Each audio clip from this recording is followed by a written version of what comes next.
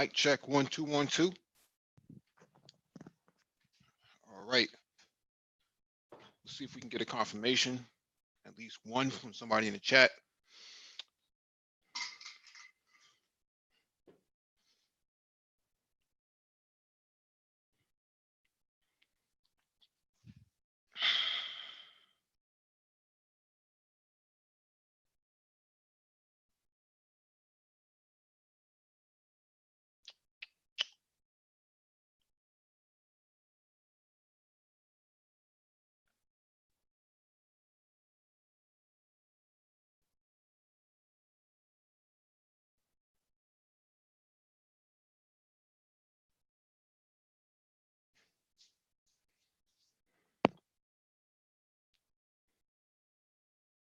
I think we got confirmation. All right.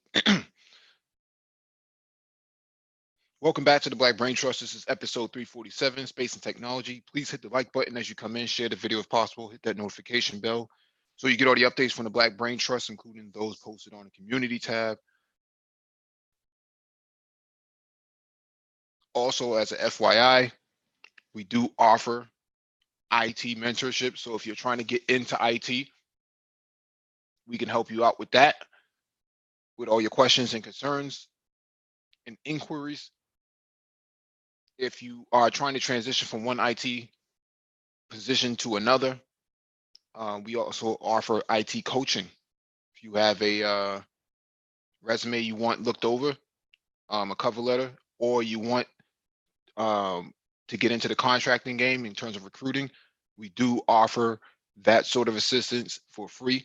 So make sure when the live stream is over, you leave your contact information or at the end of the in the comment section, and one of us will get back to you.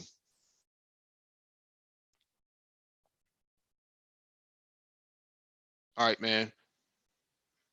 Shalom to everyone. Peace to the chat. What up, DJ Moss? R Biz, welcome. Mega Montana, what's going on? Thank you for the confirmation. There's a docket in the description beneath the video for you to follow along with. And we're going to get started because we're already late.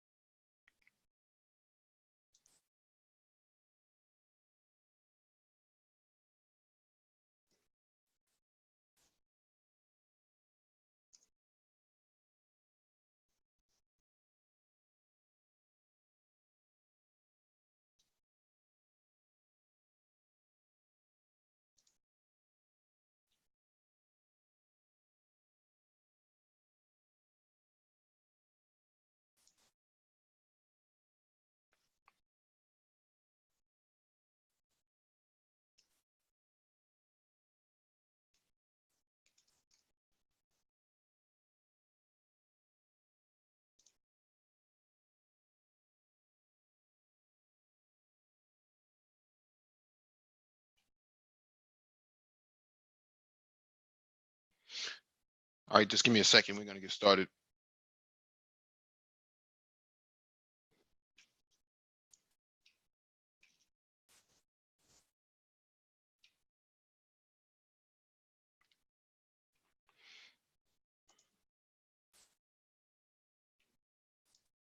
Also, if you want to participate or contribute to the discussion, there'll be a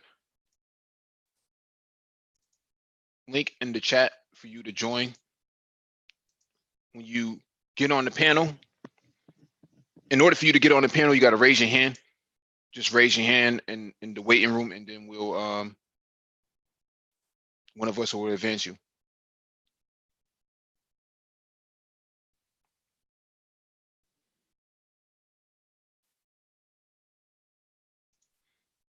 All right, let me get to this first article.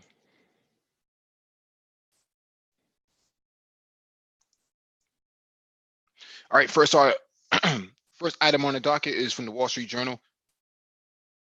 The struggle to hire more minority engineers.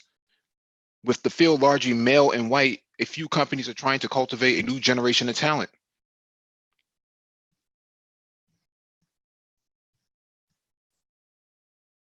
After seeing after seeing an artificial heart on a 1980s television show, Telva McGruder started thinking she might want to become an engineer. When Miss McGruder asked her parents about the heart, her father gave his usual suggestion: go to the library. That set Miss McGruder, a woman of color, on a path of learning that ultimately helped her move into a leadership role in engineering at General Motors company, one of the 20 most diverse companies in the S&P 500, according to a new ranking by the Wall Street Journal's research analyst. So this is behind a paywall, but I wish I had access to the whole entire article. I'd be interested in seeing what they were really talking about. But we just had a discussion about this the other day at National Society of Black Engineers. How do you get more Black people into the science, technology, engineering, and mathematics, especially the technology sector? And what we found was that there's a bias in the hiring process, and the bias that works against Black people has largely kept them from actually getting into these environments. And when they do hire Black people, they kind of go to Harvard, MIT, D1 schools, Ivy League schools, to actually pick out these these constituents of a minority class. And what happens here is that the people on the lower end of the spectrum never get to really partake in the industry because they're being ruled out just based on the fact that they didn't go to, or they weren't privileged enough to go to, a D1 school. And so the conversation was kind of revolving around, well, how do you get them in there? Well, usually how white people get into these institutions, get into these workplaces, is based on the fact that they have a social network. So it's based on their ability to leverage their networking infrastructure, which is other white people who are already in these inside these roles. But if you're Black, you don't, and you grew up Black, you don't really have access to those sort of resources because they didn't get in either. You don't even know those people on the inside. And so the idea here is, how do you get people, into the hiring process, or even into the interview for that matter? It's tricky. It's very tricky. DE Raptor, what's going on? And so I think what needs to be done, of how do you get more Black people into the STEM field, is you have to cultivate them at a younger age so that they're kind of in lockstep. You have to get their brain when it's or get their skull when it's actually in a soft state. Like when a child is born, you see that little soft spot on top of their head when they breathe. That's their that area has not developed enough to harden. And as they age, it does become harder. It does harden. So you have to get them at that age where they can actually speak, where they can learn to speak, and bring them along that path of where where you think that they would be best suited. Uh, I've always thought that with the GED, what should happen is that the public library, which is in most predominantly Black neighborhoods, should have a certificate program that is added on top of the GED, so that if they get their GED, it's also paired with something that's tangible. So a STEM certificate that is like a pre-med program, you're actually cultivating them into something better. So once they graduate with the STEM certificate, they can actually choose to go to one of the local institutions, and then they can come, they can go from there And then, your pool of black engineers or black STEM people actually multiplies overnight. Once it multiplies, then they have, they being the corporations, have a greater pool to choose from, and then you don't have to have, um, the sort of word of mouth. You can actually go to this sort of area and say, I'm looking for people who are very good at, you know, scientific research, or information technology, or engineering, or who's really good at mathematics but did not actually go to a D1 school or a higher ranked institution. That that is actually going to cultivate, a broader demographic of people. Let me see if anybody's in the waiting room. No, we good. So that would address that whole entire, hiring minorities into, into the, engineering field, and it won't cost the city or the state a dime. It actually is, relatively cheap when you really put it together. I can put something like that together myself, depending on, how they want to go about this. All right, let me get to this next article.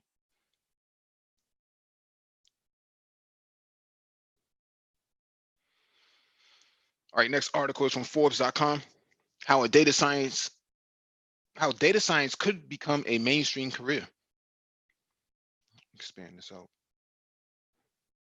One of the big questions about the future of work is how we will train people to take on some of the fastest growing technical jobs in the economy.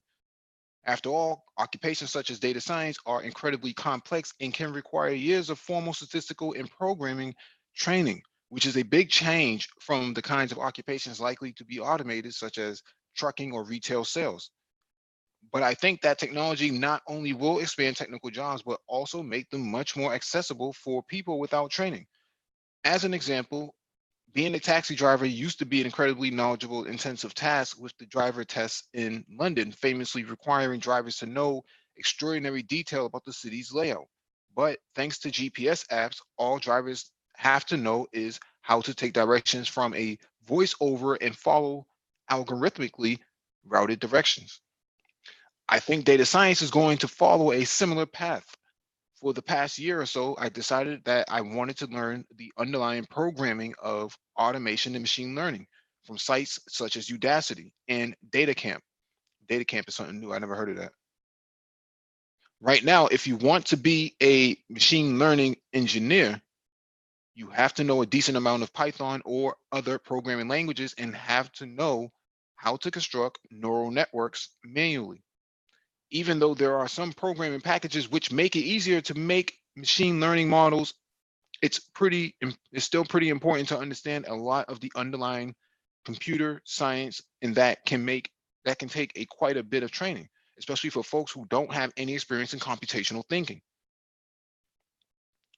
But now that machine learning and data science is becoming more commonplace, there's starting to be more user-friendly, no code tools that would allow someone to perform sophisticated analysis without knowing programming or math.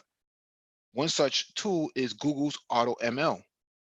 Without any coding or even knowledge of neural networks, a user can easily upload a data set, and with a few clicks can start to perform pretty impressive prediction algorithms around sentiment analysis or text classification.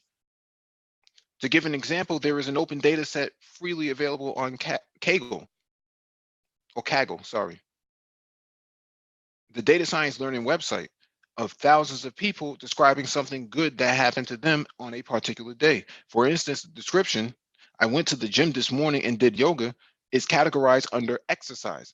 The data set is a light-hearted and relatively intuitive way to train machine learning models.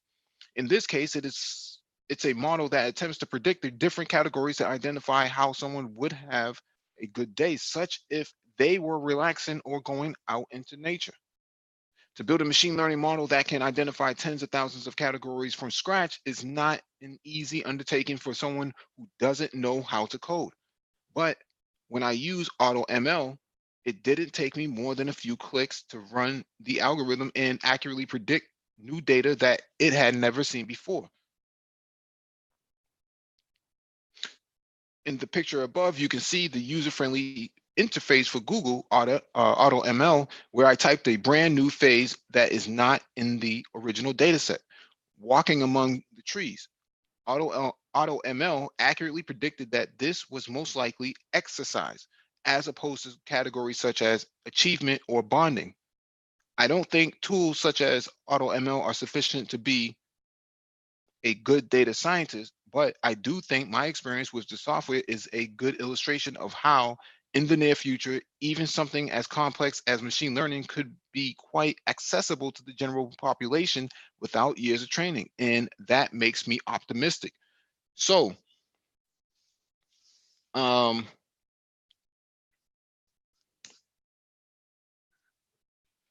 this is, I want to make sure I grab some of the information that was here.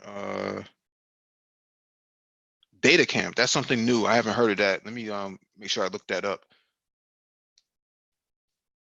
So we talked about not auto ML, we talked about data science before. And I think we did a live stream about it some months ago.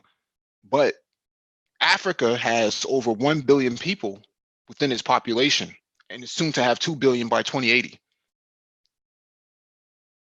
Data science is going to be extremely important because people generate data. If you have 1 billion people on a continent, that's a lot of data that's going to be generated that has to be harvested, that needs to be put somewhere, what we call a data lake. And then that data lake also needs to have certain algorithms and certain data sets to be created out of it in order to also sell off for profit. People generate data, data equals oil, oil equals profit. There's a lot of capitalization that can be made out of out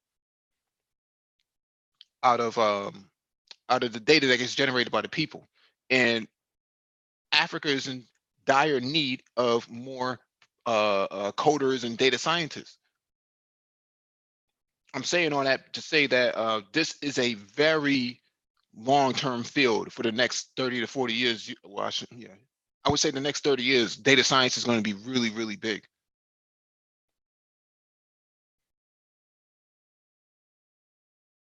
Hey, what's going on to everybody in the chat who just joined? Woman of the past, good evening to you. Engineering Cannabis. Yeah, what's going on?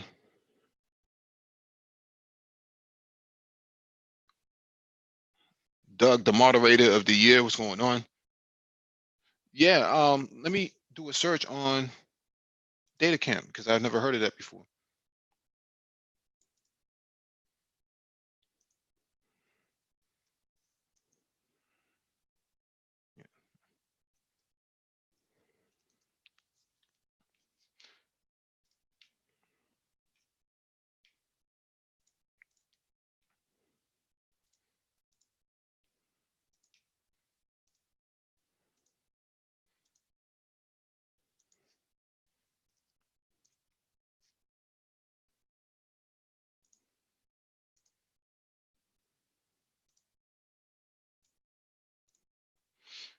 So this is supposed to be data camp.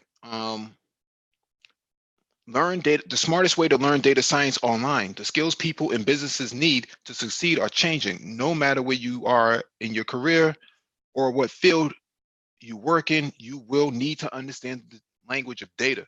With Data Camp, you'll learn data science today and apply it tomorrow. So I've never taken this before. It does look pretty interesting based on, based on the pricing structure and the tracks that it has, intro to data engineering, intro to Python, intro to R, intro to SQL for data science, intro to R, or intermediate R, sorry, joining data in SQL. This is really good. all the tracks seem to be very well structured. I'll drop the link in the chat for you guys. I think that may be something that some of you may want to look into.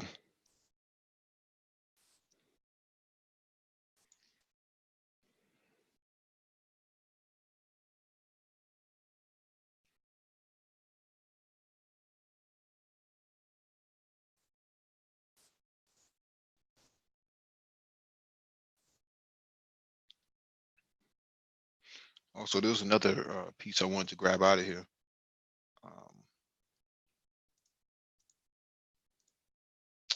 Let me see.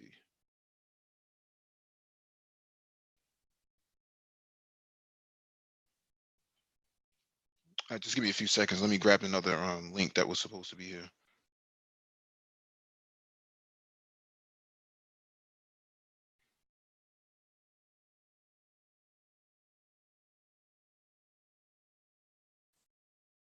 Oh, Kaggle, yeah, or Kaggle. Sorry, let me bring that up as well.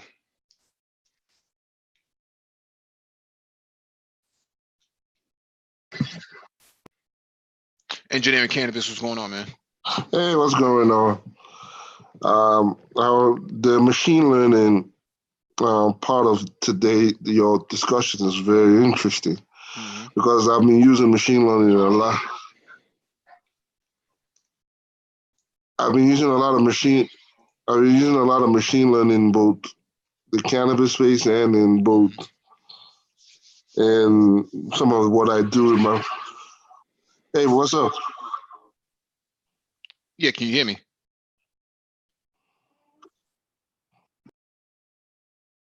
Can you hear me? Yeah, I can hear you. Okay. I was just.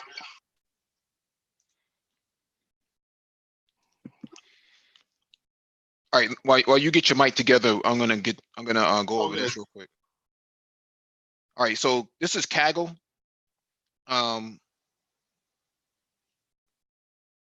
It says inside Kaggle, you'll find all the code and data you need to do your data science work. Use over 19,000 public data sets and 200,000 public notebooks to conquer any analysis in no time. So this is a website that is used.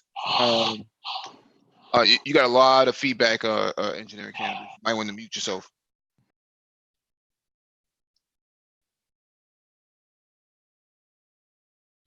So what Kaggle is supposed to be, it's supposed to be a sort of GitHub for data sciences. And it says inside Kaggle, you will find all the code and data you need to do your data science work. Use over 19,000 public data sets and 200,000 public notebooks to conquer any analysis in no time. And it says take a micro course and start applying your new skills immediately. This is actually pretty dope. I wonder how much it costs.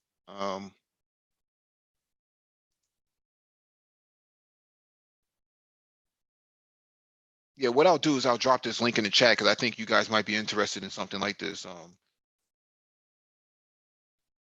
You know, if I was getting into IT again, if I wanted to get into the STEM fields, data science would definitely be on my radar.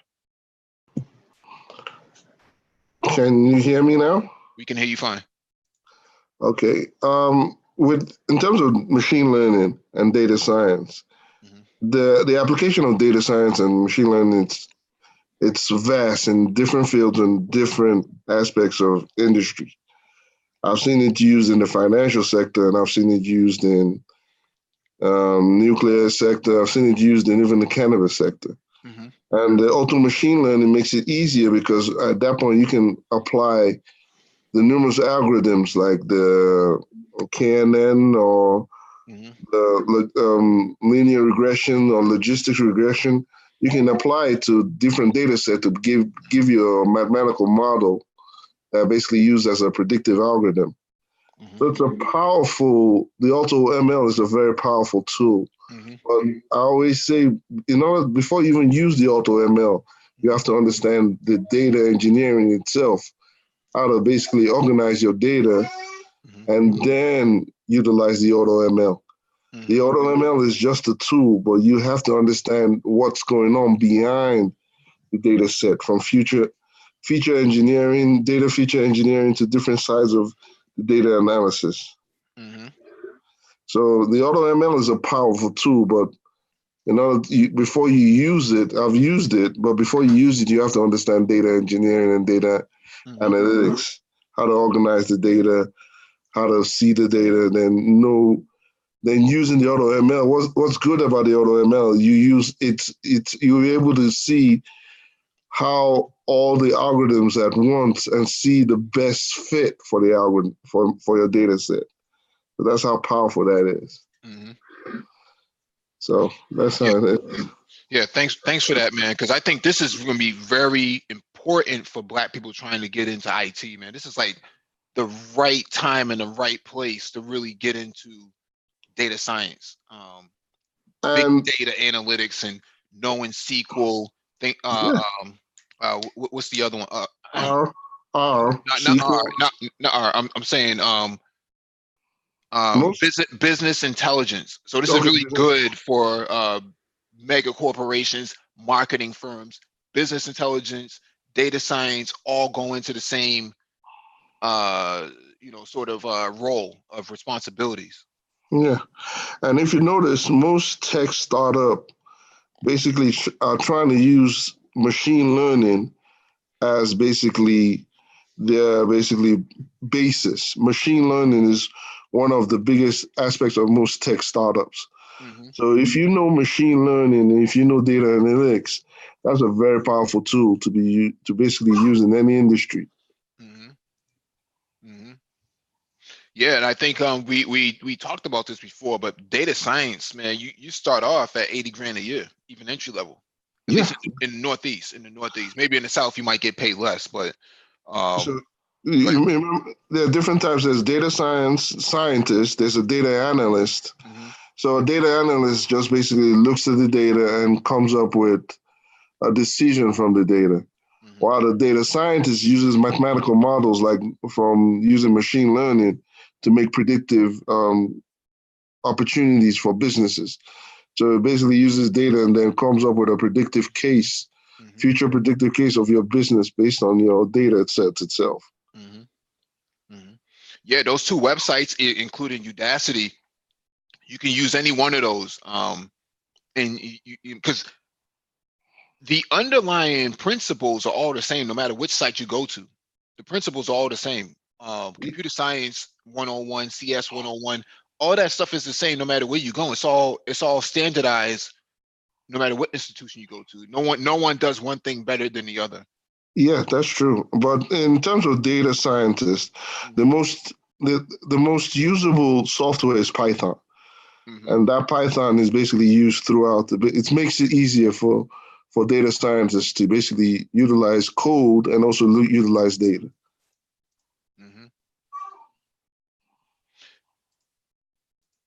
All right, let's get to the next article.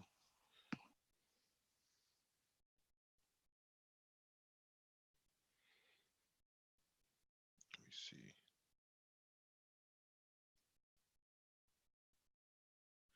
We got 28 people watching, only 20 likes, man. If you're not going to participate in the chat, the least you can do is hit the like button. All right. This next item is on the docket is from opensource.com. Why I made the switch from Mac to Linux. This is going to be interesting. Thanks to a lot of open source developers, it's a lot easier to use Linux as your daily driver than ever before. I have been a huge Mac fan and power user since I started in IT in 2004, but a few months ago, for several reasons, I made the commitment to shift to Linux as my daily driver. This isn't my first attempt at fully adopting Linux, but I find it easier than ever. Here is what inspired me to switch. My first attempt at Linux on the desktop. I remember looking up at the projector and it looking back at me. Neither of us understood why it wouldn't display VGA. VGA cords were fully seated with no bent pins to be found. I tapped every key combination I could think of on my laptop that it's time to get over the stage fright. I ran Linux in college as an experiment. My manager in the IT department was an advocate for the many flavors out there.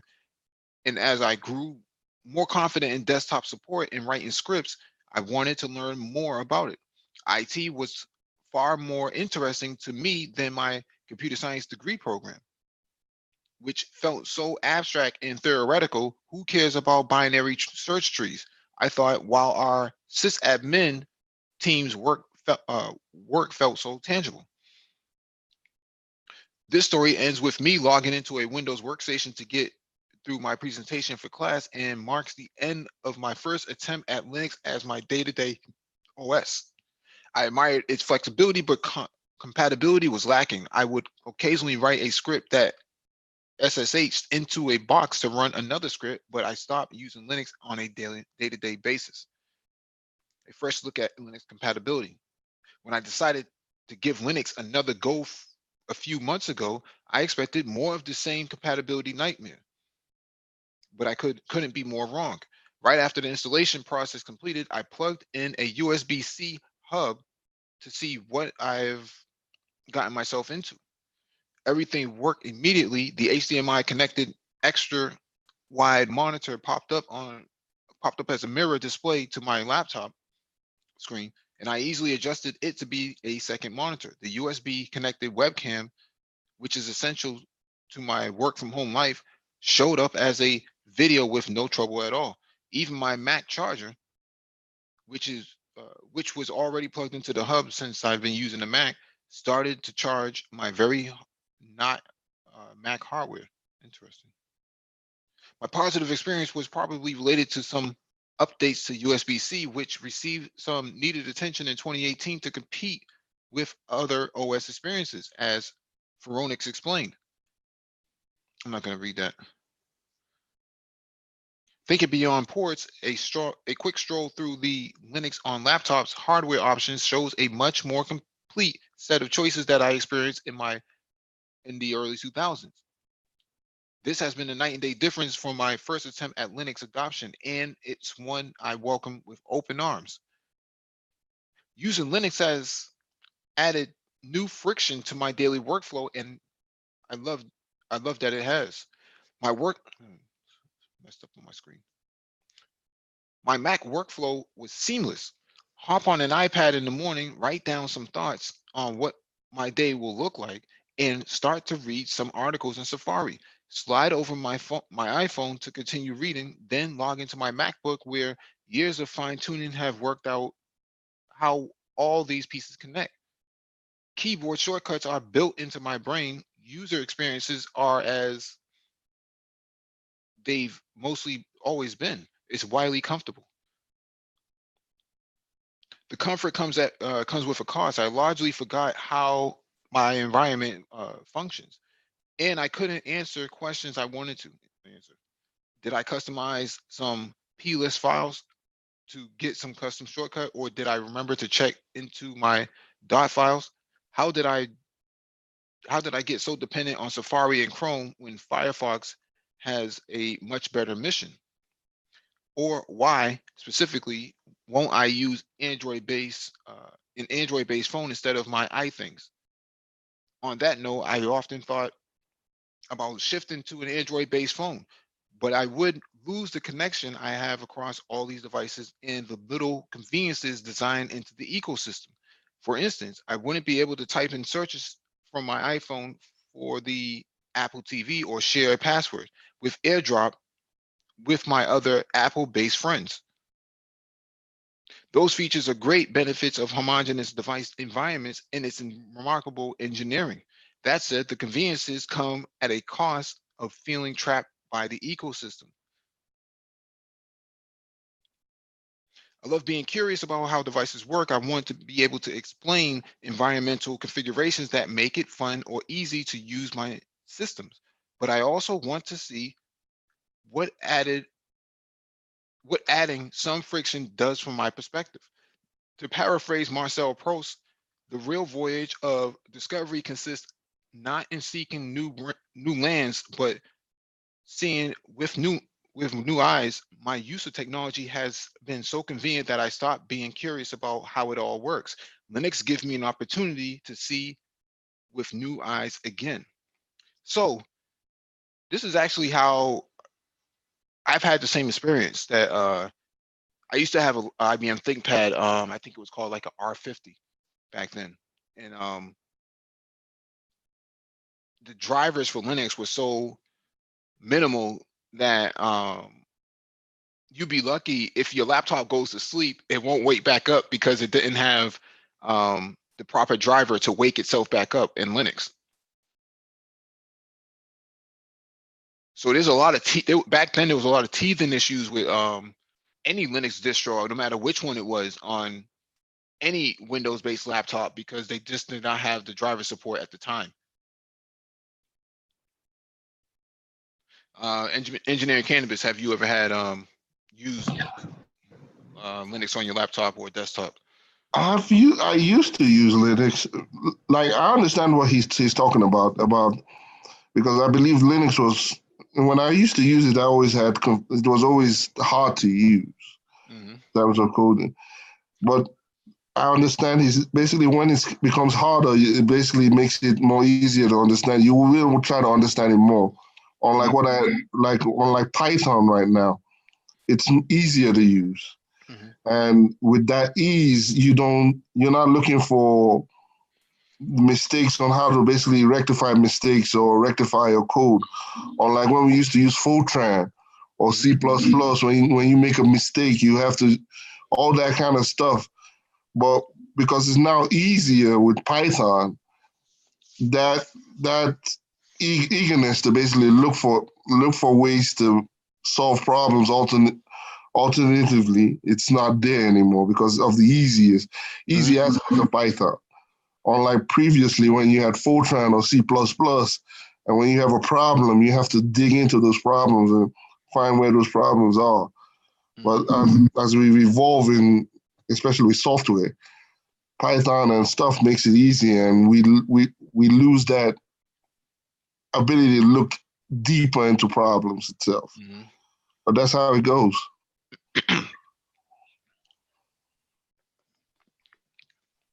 Yeah, now you could download any Linux distro, and it would 9 times out of 10 work as a daily driver for your laptop. Yeah.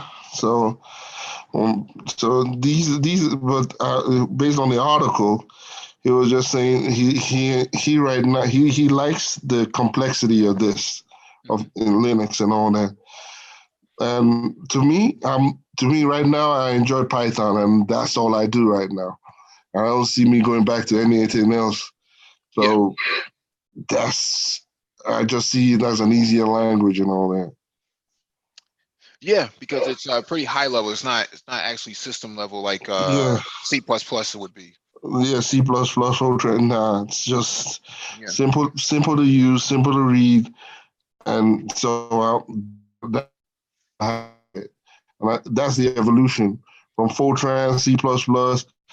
So you've seen the evolution, and now Python is here, and it's not. We're not now seeing the simplicity in it. So now to go back to where it's more complicated, nah, I don't see it. Yeah, we got Johnny Blades on the panel now. What's going on, man? Engineer Kennedy, you might have to mute yourself. You got a lot of feedback.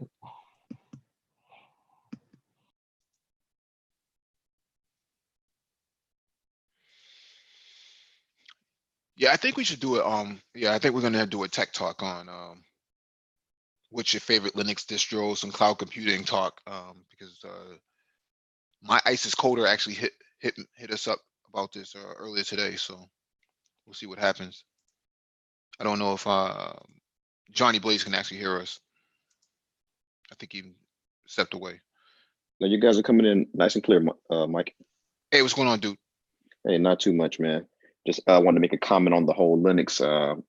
I've tried to use Linux 2 times. Once back in the late 90s, early 2000. I was taking a class on Unix, and one of the guys in my class, he brought his computer in, and he bought a copy of Red Hat, and we tried it with our instructor, and we couldn't get it. Yeah. We also it was crazy. You know, we got to one screen and the thing just stopped. Yep. But I did try Ubuntu around 2010, 2011 on a laptop, and it seemed to kind of work out okay. Haven't tried it since, but I'm thinking about getting back into it after hearing this article. Yeah, Ubuntu right now, I think it's on version 19, is actually really stable on any laptop. Especially Dell makes an actual special laptop for Linux. Oh wow. So it's guaranteed to work 100% with support for Linux. So it's really designed just for that. I think you can configure it from their website. It's like $500 or something like that, $600. Okay. All right. Thanks for Yeah, the heads up. yeah. Um, Chrome, not HP Chrome, Google Chrome is based on has a Linux IDE. So basically, it can run Linux apps on Chrome itself, which is really dope. But the problem is Chrome still has a lot of teething issues. Um, I have a Linux, not a Linux. I have a Chromebook here. I haven't been using it the last couple months, or at least the last month and a half, because it just the Linux support is very slow to adopt from Google. Every Google release, it gets better, but it's not where it needs to be. So I have no other choice but to move to a more powerful system that actually can fully support Linux. So right now I have a HP EliteBook 2 or Elite 2, and this has 5G built into it, and this is probably one of the best devices I've ever used in my career. I've never used anything this powerful before. This is beyond anything I've ever seen in terms of what its capabilities are. I have no doubt that Linux won't really work fully functional on this because it has so many proprietary features to Windows, and I'll have to get something like VMware to load up for virtualization purposes to get it to actually get Linux onto this device and use it in my spare time. But that's the nature of Linux. Linux was never really meant to have a GUI, a graphic user interface. And what what the industry has done is it tried to give Linux a face that it never really required, nor did it necessarily need, because everything was a command line. So now that this trendy movement for Linux, all the Linux distros have tried to put this sort of Windows GUI on top of a system that never really needed it, and that's where the teething comes from. But now it has come really, really stable, and some of the desktops have been amazing. They look just as good, if not better, than Mac. Some of the GNOME environments or some of the command environments, they're KDE, they're actually really good. So I think probably by 2022, you'll see like a really, really good, really good support for Linux on across the industry as a whole. And everything has moved to something called SaaS, in the cloud, software as a service. So I can potentially run Office 365 in my Linux environment. It's a Microsoft product because it's in the cloud now. I don't have to use a CD to load it onto my laptop, because most laptops don't come with CDs or DVD burners anymore. So that's where we are right now. It probably won't matter going forward, because if everything is going to be SaaS based, software as a service based, Netflix, Office 365, and Pandora, and these various services, you can run all of that right on Linux, and you won't have to have um, Windows anymore. You won't have to be dependent upon it anymore. So, got your hand raised, Johnny Blaze. What's going on? Well, since you're saying, all this cloud stuff, it kind of got me thinking. Mhm. This kind of reminds me of the whole thick client, thin client type relationship here, Mhm. server clients. Mhm. That's what it sounds like what we're going to now, but this is going to be more so. Now, is this strictly going to be in the home-based environment or in the workspace or a combination of both? Combination of both, because most corporations have moved to what we call DevOps, and they have become very, very code, um, very code-friendly environments where everybody is expected to write some form of code. Whether it's a 1 line or 1,000 lines, you're expected to do something. Um, Not to say you can't do it in Windows, but the typical coding um, culture is usually outside of Windows. It's usually on a Mac or it's in Linux. And now that these laptops can, you can buy a laptop at any Best Buy now and throw Linux on it. There you go. Okay. I'm just curious because I mean I'm a Apple guy. Pretty much all my products are Apple, but I've actually started to get somewhat disillusioned with Apple the last 2 or 3 years, Oh yeah. Hmm. and I've been debating about the whole Chrome stuff versus Windows again. And Yeah. Yeah, I've always been a Windows person, mostly because that's how I grew up, putting computers together and stuff like that. You really couldn't do that with a Apple-based system. You couldn't really just buy parts from a store or from a catalog and put it together and have an Apple system. It really wasn't like that. So I think, and I could be wrong, but I think what's happening now is it's cool to use Linux now. It's like before it used to be like Linux was kind of like very isolated. You had to know how to use the command line and stuff like that. Now, um, Linux has a GUI interface, and you just a few clicks in the mouse, man, and you're good. You even have games on Linux now that are available on Windows, not even available on Mac yet. So a lot of Mac applications can be ported over to Linux now because Mac originally is built off of BSD, which is a version of Unix. Linux is a derivative of Unix itself. So there's a lot of similarities and compatibility on the fundamental side that can actually make it compatible. So this is going to be an interesting era. We're going to definitely do a live stream this week on it, probably like Saturday or Friday night. All right, let me get to this next article from fastcompany.com. Los Angeles is testing plastic asphalt that makes it possible to recycle roads.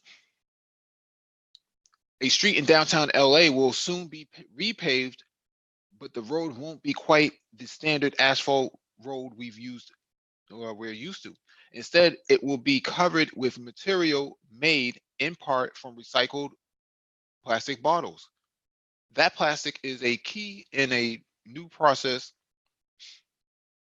for street paving. For the first time, the city will be able to grind up the existing road and recycle it in place using the plastic to actually make the pavement stronger than it was before. This is interesting. New synthetic binders are going to transform the global road construction or road rehabilitation marketplace, and they are going to allow for roads to be 100% recycled, says Sean Weaver, president of Technosoil Industrial, the company that designed the new process. That's always been the holy grail of the road construction market. Could you recycle 100% of the top surface of the road, grind it up, crush it, and back, put it right back down, and have that to be as durable as the original hot mix asphalt road? The company has spent the last several years developing the new system, which uses recycled PET plastic, the material used in plastic water bottles, to replace bitumen, a sludge left over from oil refining that is used to hold asphalt together. The system uses a machine called a recycling train that grinds up the top few inches of a street, sends the material into a unit in the back that crushes the asphalt, to a specific size and then mixes it with liquid plastic. It basically it's basically one continuous process that where the train mills the road and then the finished road comes out at the back end. Weaver says the basic recycling equipment already exists, but in the past it was only possible to recycle lower layers of the road and not the top surface because recycling the material made it lose strength. But the use of plastic makes the road even stronger than it was initially. In a test lab, the company has calculated that its road can last 8 to 13 times longer than a standard road. That's amazing. The process is also better for the environment since it reuses materials. If you look at the total carbon footprint of making a road, Weaver says there's 90% reduction in emissions if you recycle it this way instead of repaving the usual way because of the reuse of materials and the fact that the process can happen at ambient temperatures and also eliminate a lot of driving.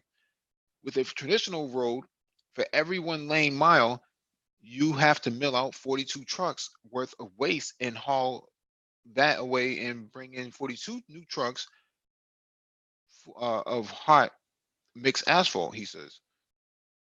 We've eliminated that 84 trucks of hauling in and hauling out. It's also a way to make use of the abundance of plastic waste. We have a massive amount of polyethylene or ethylene plastic out there that we have no idea what to do with now that China is not taking it. And we have an end use for it. While a UK-based company is also beginning to use recycled plastic as a binder in newly paved roads, Technosoil's process is unique in that it also recycles the asphalt itself.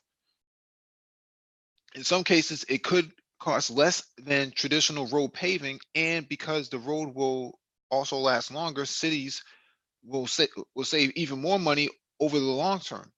After the city of LA tests the material on 2 sections of the road this December, a pilot will take a year or 2 of study. It may expand to using the process on heavily traveled roads throughout the area, including truck-filled streets leading from the port of Los Angeles. Technosoil, which has tested the process in all climates, also plans to expand to other cities. This is amazing. I'm I'm saying it's amazing because in Africa, on the continent, they don't have a proper um, recycling system for themselves. So what happens here is a lot of those plastic bottles and whatnot just get dumped into the streets and into fields of waste. They don't even have a complete dump site, right? They don't even have a way to process the trash in most parts of the continent. And people are living uh, um, on top of the trash that they threw out there. They just don't know what to do with it because the state hasn't come up with a proper solution yet. I say all that to say this, that those bottles that have not broken down could easily be carried in for a cost to a company that does asphalt paving, recycled, and actually pay the people for lugging all that stuff in, and they can make a pretty good profit themselves on the ground. It's another gig economy that comes right out of that. So it's interesting to see all of this come about. This is the first time I ever heard about this, though.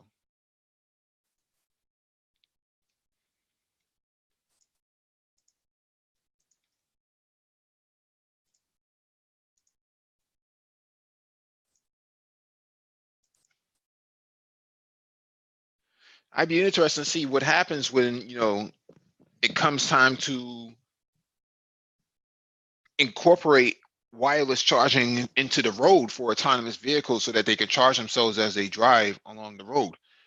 This could be very interesting because um, if the road lasts longer and you have all this infrastructure embedded into the road, this could be a game changer, over the next 100 years. I know in Boston, we have a lot of potholes out here that have not been filled for the last 10 to 15 years, especially with them laying down new pipe to replace the aging pipes. They tear the roads up and then they kind of just leave it behind, and then you're kind of swerving around the inconsistencies of the road, the imperfections of the road, because they don't have enough money to pave the road again after they've already dug up the damn road themselves. So this would easily be a solution.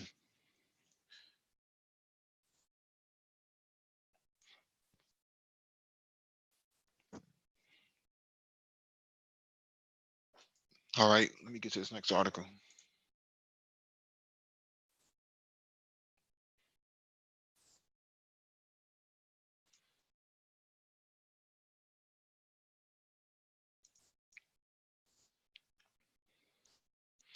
All right, this one is from Engadget.com.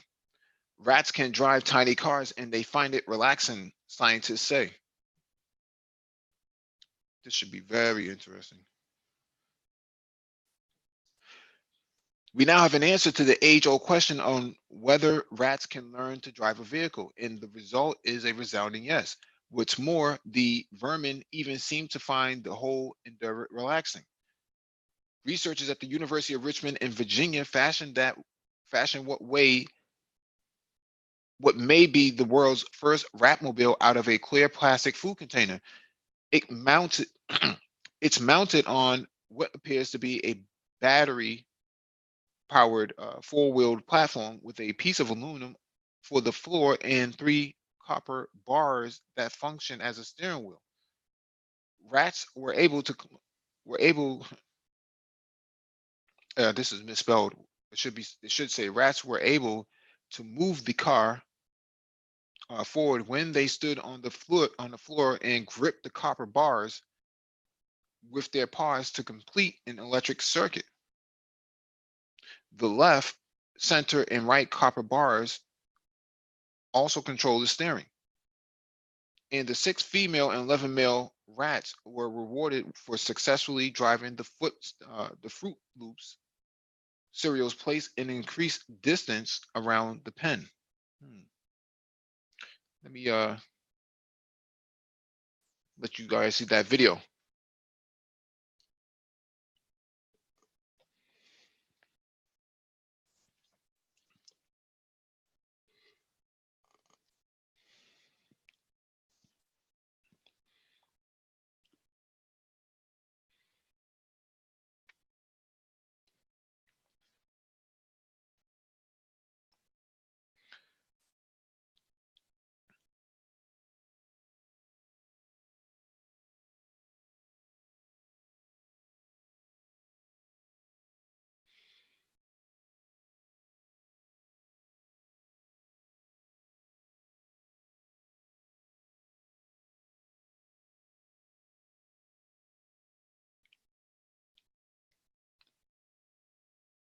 Interesting.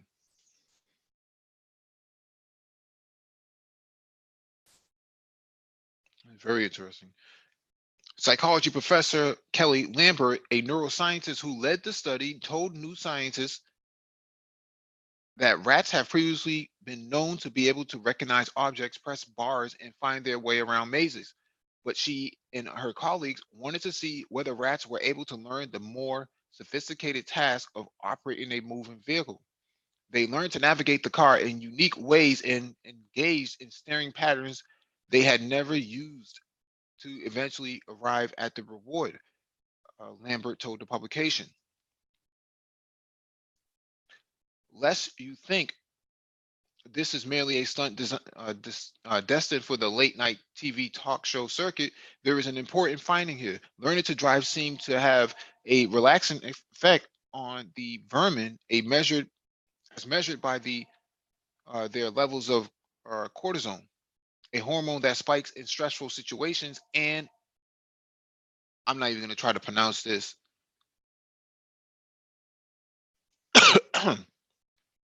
which counteracts stress.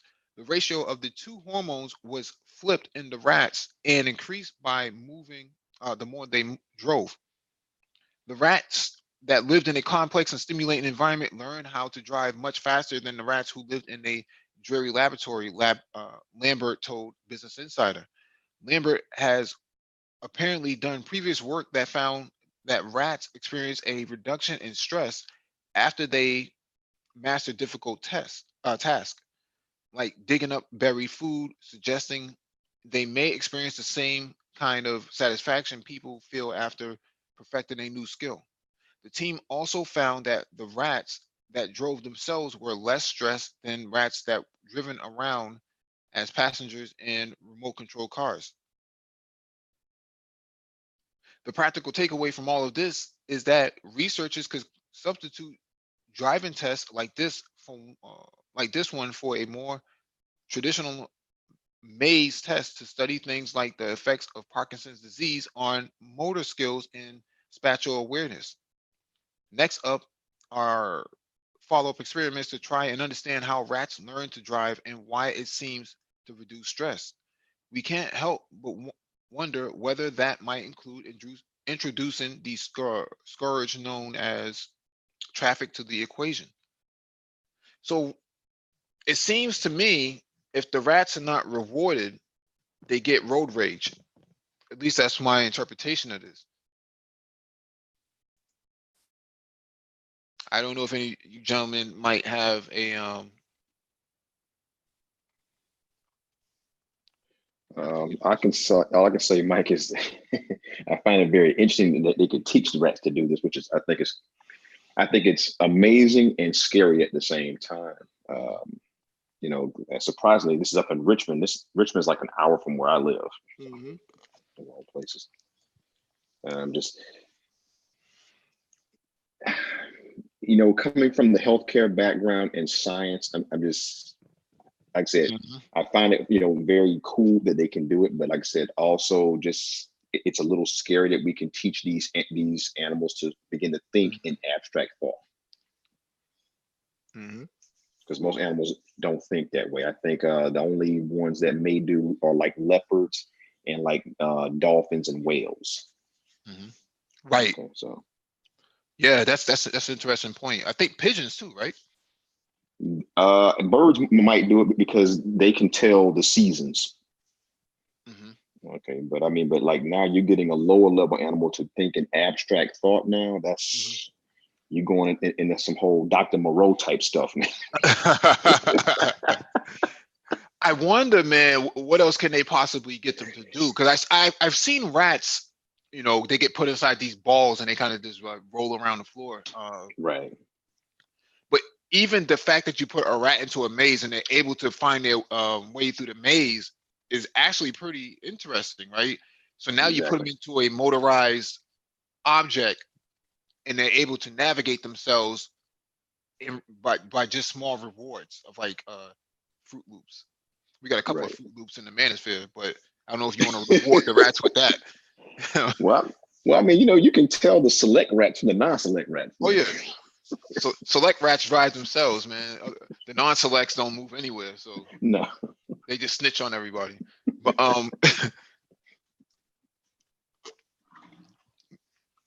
but I saw NASA did this last year, maybe this year. They sent some rats up into space to see how they would do in low Earth orbit. Okay. Actually, they sent them up to the space station, and they said that the rats were doing flips. Let me actually find that video because that's actually relevant to all of this.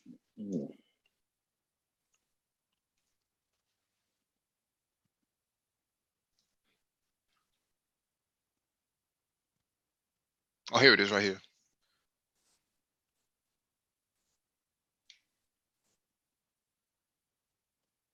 Yeah, 20 female mice were transported to the ISS.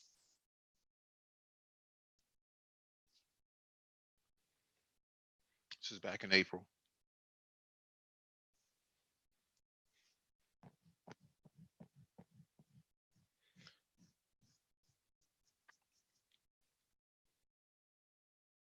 Yeah, so it must be climbing right now.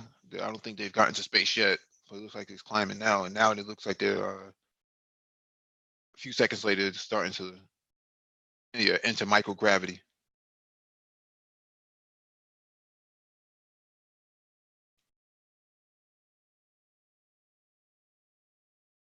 Interesting.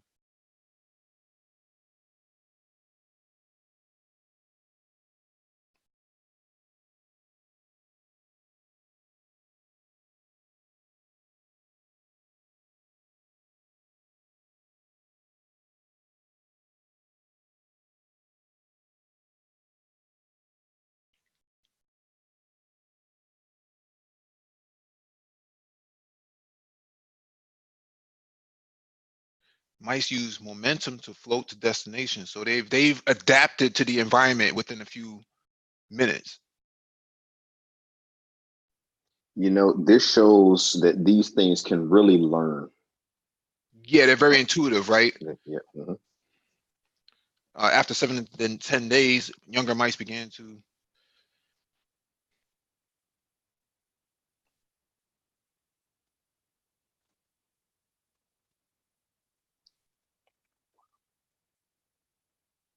Right. So the millennial mice, I guess that's how you would interpret it, were able to adapt quicker than the older ones. One mouse eats while two mice run laps.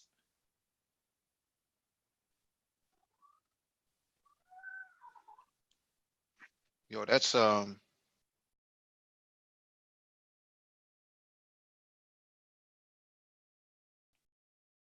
I guess that space would be like the manosphere, and then kind of the younger ones are running laps around the older guys.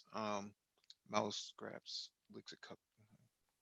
I mean, that is amazing to adapt that fast. Yeah. And now they've already figured out that, hey, keep yourself running, keep yourself in shape. You know what? You talking about self-improvement? That's self-improvement. Oh yeah, you hit the nail on the head with that.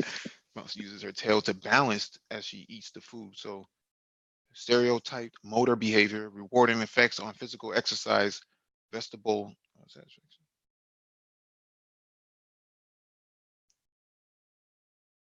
So they have adjusted themselves to actually eat upside down in just 11 days.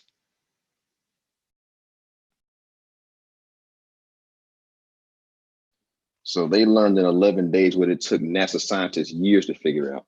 Mm-hmm. Amazing. Yeah. Absolutely amazing. Dr. Moreau, man. Here comes Yeah. Frankenstein. Yeah. Yeah. I mean, I think if you gave them the proper controls, they can probably navigate a spaceship for themselves, man. And you probably wouldn't need them to do that with artificial intelligence, but we also covered an article back in the summer where these neuroscientists were able to put these adapters on the brains of the mice and on the human, and the human was able to tell the mouse what to do. And the mouse actually, they were communicating with the mice through telepathy. I mean, that sounds crazy. Now, what's the likelihood of it going the opposite way? Oh man, can you imagine that, man? I mean, you got enough rats in the hood as it is, man. Dudes already snitching on each other on the first 48. So Mike, you need to do stand up, man. yeah. I don't know, man. My improv skills, man, I have to be in the right environment, man, to actually do improv, man. Which I adopted improv based on my uh, inability to communicate with women when I was younger. So people crack a joke on me. You had to be able to fire that right back at them. Oh yeah, you know, when I was actually in X-ray school back when I was with the military, Mm-hmm. one of the guys that I was training with, he would always crack jokes using the X-ray stuff. We thought this guy was being silly, Mm-hmm. but come to find out, that's actually how he remembered all the terms. Mm-hmm. Mm-hmm. Yeah. What's going on, Super Shriz? Hey, what's going on, Mike V? What's going on, Johnny Blaze? This is very interesting that we have rats able to utilize motor vehicles, because now I guess maybe we can get some cheaper cab fares in New York City. Oh yeah. Oh yeah. You never know. Lyft and Uber might start employing these guys, man. Yeah. I guess the thing about it is is to conceptualize what exactly a rat's consciousness is, because obviously their perception of the world is going to be different from somebody who has a higher intellectual capacity. But we're just assuming we do. We don't really understand how their mind works and how their logic and reasoning and interpretation of the world works. And just I mean, obviously they have a demonstrated capacity to learn, but what are some of the compelling factors for their learning? Is it similar to that of humans? And now that we see through certain hormonal responses to stress, that there is a level of desire to learn, and a feeling of reward once that learning process has been accomplished. So, I guess that's just the amazing part of some of the similarities that we have. And I guess the question is, what are some of the applications of this now, with this knowledge? Like, you see what I'm saying? I'm trying to think, like, with this particular technology, not necessarily technology, but the fact that you're able to apply this level of learning to rats. Like what are some of the applications going to be? Is it going to be an application towards humanity, or is it just going to be something that we're going to apply towards animals? Doug in the chat asks, Mike V, where is this study? VCU. It says University of Richmond, I think. I think that's where it says University of Richmond. I don't know what that means in terms of VA, but or the DMV, but that's what it says. Yeah, super true. It's gonna be interesting, man, because sorry, let me get some water. One of the things that could possibly take place is that you may not see human beings on Mars. You may see rats on Mars. In these sort of gyro vehicles moving around to see how they react in space, right? You wouldn't put a human up there, but if they can adapt in 11 days to a small environment, what's to say what they would do on a different planet if they had the sustainability? A human, I mean, we don't even leave children unattended, right? It takes 18 years, at least legally, to take a child from birth to what we consider adulthood to actually adapt. And even in the manosphere, we don't see many people in their 40s adapting, man. So I guess an interesting application would be the fact that rats have a shorter, a relatively shorter life cycle. So you're able to see the effects of interstellar travel through the generations a lot more quickly, and see if there's some actual, adaptations that occur to, a lower level of gravity and maybe a difference in atmospheric pressures and oxygen concentration and things of that nature. So that way you can actually determine whether a long-term colony on Mars is actually viable, or what are some of the obstacles that you may encounter when you actually place humans there for a long term. So I guess that would be an application. But also where I see this going is that, well, first of all, a lot of pet owners and people who are into, pets, what they do is they really are drawn towards some of the pets displaying human characteristics. So you see like videos of dogs, and they're doing things like, that, say for instance, a dog, tears up a room, and then the dog has expressions like a human child would have expressions when they're caught doing something wrong. And so that I think that's what brings a lot of joys to homeowners, is that sometimes the pets display some of these human characteristics. And so what I foresee is designer pets being genetically steered towards a higher level of intelligence, and allowing them to interact with their owners, I guess different from what a conventional, what a pet with an average level of intelligence does. Because a lot of times they make pets based on aesthetic characteristics, so they breed pets to look a certain way.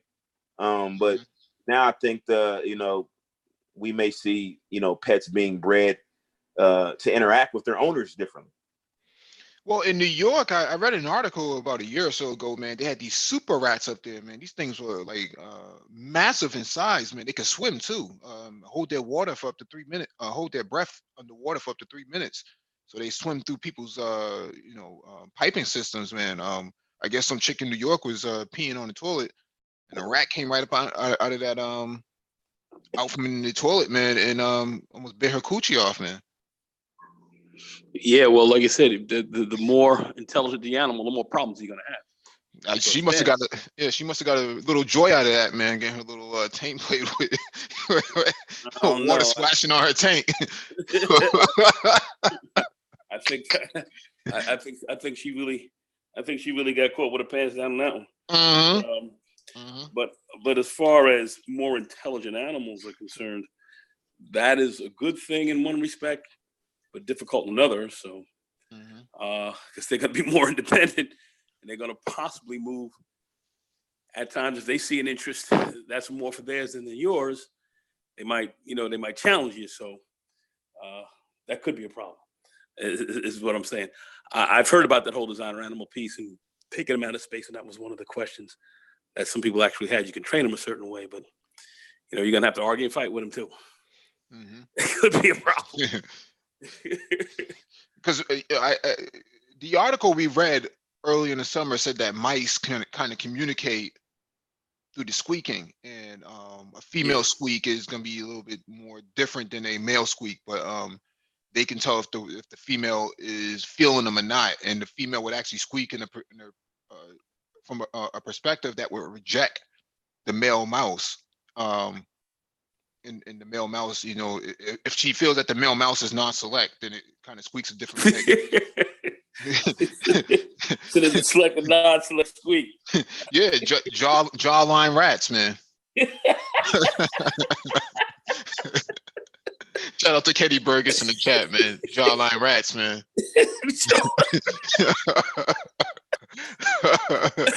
Oh man, you're a silly cat for that. Ape like rats. Ape like. Oh yeah. Mad traps, mad rhomboids. Oh man. Jawline rats. Who said that? Kenny Burgess in the chat, man. I should give him a wrench just for that, man. Kenny, that was Butterlade. I love it. Yeah, you should get a wrench for that. But yeah, man. Some interesting stuff, man. I wish I would have got into science like this when I was younger, man. Going into my IT career, man. That would have been Butterlade for me to figure out something like this. I mean, imagine all the rats in the projects, man. I don't know if those are rats that can't be tamed or what. Well, they had the super rat in New York City in the 70s where they had put a lot of poison out, and the rat's generation time was so fast that they had mutated to the poison. So they were putting out this really, and decon was coming out with a real critical poison, and the rats were eating that shit like lasagna. And they had no way of stopping these bad boys, and they were getting huge. And rats, because rats, they're very intelligent, so when they become big and intimidating, they can actually back you down on your own crib, and they sense fear. And if they know that you're afraid of them, rats going to be like, we coming to take over. And if I get so bold, I might even stand in front of your front door and tell you can't come in here. Rats roll like that. So they're big problems. They had to come up with a whole new they had to concoct a new concoction for them, and they got them, and it ended a big part of that problem. But there's a new rat that came into the city called the nutria from South America. Looks like that maybe got on a boat or something else like that and got up here. And these rats are like the size of like small chihuahuas or like chihuahuas running around. And it's oh my god, man. No, they're bigger than chihuahuas, man. They got those in Houston. Yeah, it's a whole. They got them in here in New York. It's a whole new game. It's somebody had to bring that up there, man. It's some next level shit, man. Yeah, because I can see government contracts in the subways laying down traps and stuff like that and poison. I can see somebody actually bringing that up there. I don't see how this crosses 18 states. in the nutrients in Houston, I know exactly where they're at because I remember going to this park, and I was like, "Yo, what the heck is that over there?" And it was like, "Those are nutrients."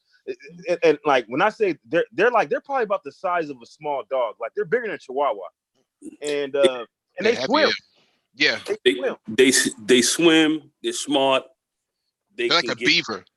They can get real. They can get supremely live on your ass. So some guys are walking around with guns and literally blasting their asses. And the gun of choice is the 32 or the 25 caliber. Yeah. And guys are shooting them with that, man. Then they are bopping them bad boys out because they say the 22 shell hits them, and they still kind of make it. So they hit the 25 or the 32, slightly bigger caliber weapon. It's crazy. It's just crazy. Yeah, man. No headshots on that, man. Strictly body shots on that. You got to get an AR-22 or something. Yeah, they're bad. I mean, so they got the nutrients up here running around in New York now, and they are problematic. They run around the city, so they got a lot of poison for them, and they're trying to keep them down because if they start to get live, then we're looking at some we're looking at some next level stuff. So yeah. I mean, Super Triz earlier mentioned, the consciousness of rats, man. And, I wouldn't be surprised you start seeing rats out there with dashikis and RGB garment, man. Shoe sticks. Well, National Geographic did a special. They did a special on rats, and they called it Rat Genius. You might be able to check it out on YouTube. It's called Rat Genius. You check it out. Rats are they are highly butylated in the brain, and they are highly butylated, and they're precognitive. They plan before. They make plans. They set out strategies. They are highly butylated in their game. They didn't last. I mean, these mammals been around since the time of the dinosaurs. So they survived that. So their strategies for survival are pretty awesome. So taking them to Mars or something else like that, if you could really get them to play along with you, they could potentially be an asset. I know of one case where this one homeless guy was like the king of the rats. He was feeding the rats, and the rats would would be hooking them up and everything else like that. They were protecting them. So he would come there and feed them and all that. And then when they came to throw them out, the army came. They came for the dudes that were removing them, and they were like, it was a horror show. Said rats was jumping all over the joint, man. They were coming at them, so rats will attack you as well. So yeah, I mean, they would make good consultants for the B1 network or something. But they maybe want to do up in there already. Who knows? I don't know. You check the criminal records. You might see some in there. Do a Corey check. They're pretty smart. They may not have a criminal record. They avoided that shit. might have to do a Corey check on the whole network, man. Like, you crazy. No wonder you always see these guys talking about Corey reform. Oh my God. Oh, Lord have mercy.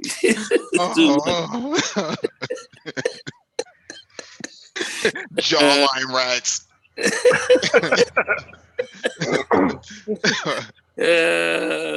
Oh, Jesus. Like, too much, boy. What's going on, MOT? You got anything you want to add to this? I don't know, man. Butterlay rats. Man, like, what did I walk into, man? Oh man, we covered an article, man. They train rats to drive autonomous vehicles. So. Oh my God. They rewarded them with Fruity Loops. Yeah, but rats are smart. Rats are smart. What were you saying? I said maybe MOT can hire a few of them to drive his trucks. I already got a couple, man. I got a couple too many.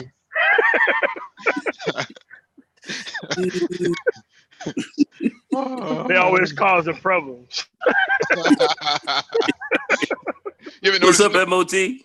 Oh, what's going on, man? The rats are always talking to police, man. Always. Mm-hmm. See a lot of them in the manosphere, man. They are, man. I tell you, lot. King Reds. Mm-hmm. Oh man, Splinter. All right, let me get to this next one. From Bloomberg, Chinese officials told blockchain after Xi praises technology. This one's behind the paywall. A senior Chinese foreign exchange regulatory official called for special attention to be paid to blockchain as the nation looks to gain advantages from digital finance. So we've talked about this several times in the past. Lionel has a blockchain study group. You guys should actually pay attention to that. That's been going for a few months now. If you're not familiar with it, make sure you talk to Lionel. Hit Lionel up, and he he can add you to the group. So if China's looking at this as a nation state, man, this is a technology that's going to be around for quite some time. It's going to be highly leveraged.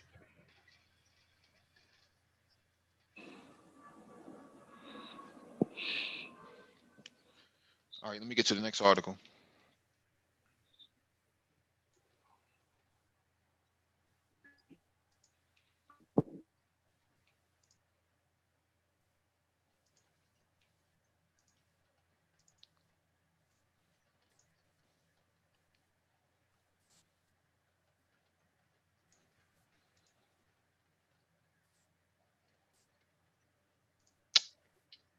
Where's this? Oh.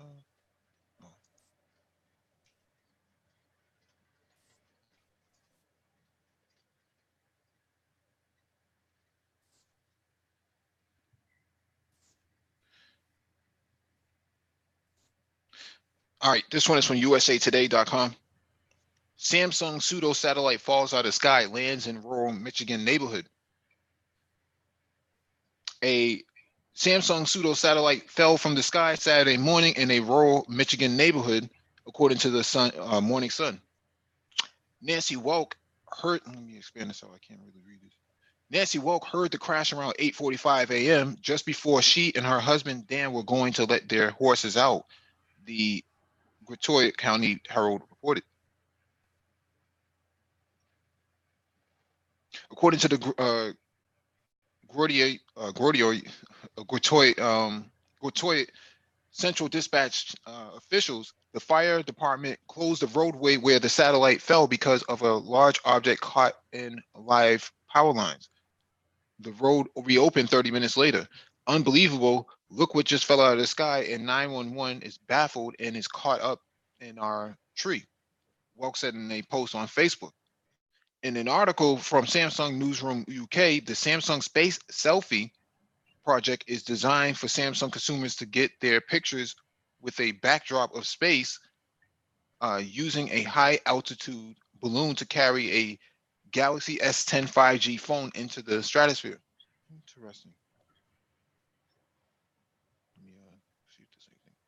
With over 200 hours at 65,000 feet above the Earth, the S10 5G will showcase the strength of Samsung's innovations and how it continues to design products that make what was previously impossible possible, according to the article. According to an email statement from Samsung, the landing was planned and no injuries occurred Saturday when the balloon landed. Earlier today, Samsung Europe's space selfie balloon came back down to Earth. During this planned descent of the balloon to land in the U.S., weather conditions resulted in an early soft landing in a selected rural area, according to the Samsung statement Saturday. We regret any inconvenience this may have caused. What if this fell on somebody's front windshield while they were driving on the highway or something like that? I'd be interested in hearing what their response would be to that. Maybe they got a selfie from it. But yeah, that's just crazy. Definitely crazy.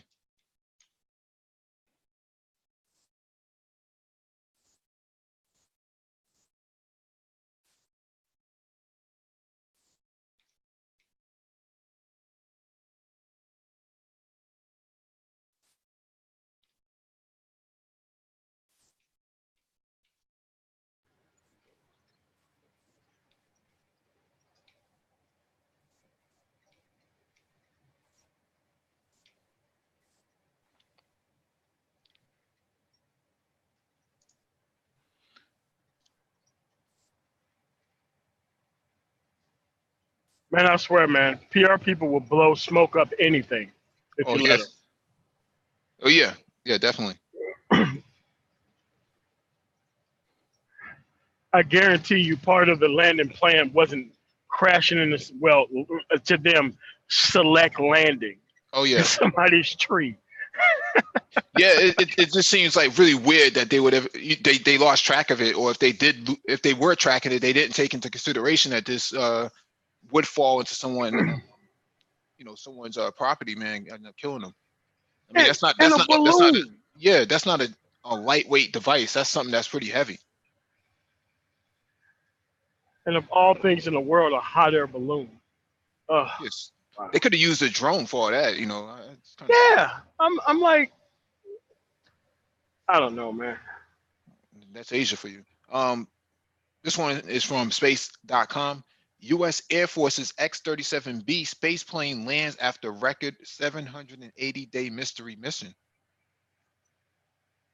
The U.S. Air Force's unpiloted X-37B space plane landed back on Earth Sunday after a record 780 days in orbit, racking up the fifth ultra-long mission for the military's mini shuttle fleet. The X-37B's orbital test vehicle 5, OTV-5, mission ended with a smooth autonomous touchdown at the shuttle landing facility of NASA Kennedy Space Center in Cape Canaveral, Florida at 3:51 a.m. Air Force officials said the mission originally launched on a SpaceX Falcon 9 rocket on September 7th, 2017. Interesting. With the successful landing, OTV-5 broke the previous X-37B mission record of 718 days set by the OTV-4 mission in May 2017. OTV-5 is the second X-37B mission to land at NASA's shuttle landing facility, with previous missions landing at Vandenberg Air Force Base in California.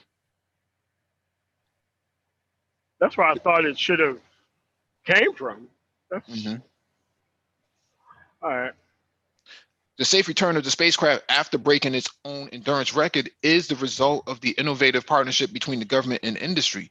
Air Force Chief of Staff General David L. Goldfein said in a statement, "The sky is no longer the limit for the Air Force, and if Congress approves the U.S. Space Force." Interesting.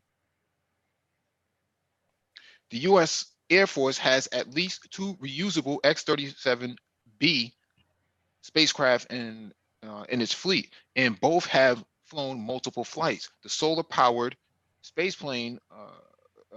planes were built by Boeing and feature a miniature payload bay to host experiments or smaller satellites. They say, Nah, that ain't what it's for. yeah, they were originally designed to spend up to 240 days in orbit. The X-37B continues to demonstrate the importance of reusable space plane, said Secretary of the Air Force Barbara Barrett said in the same statement.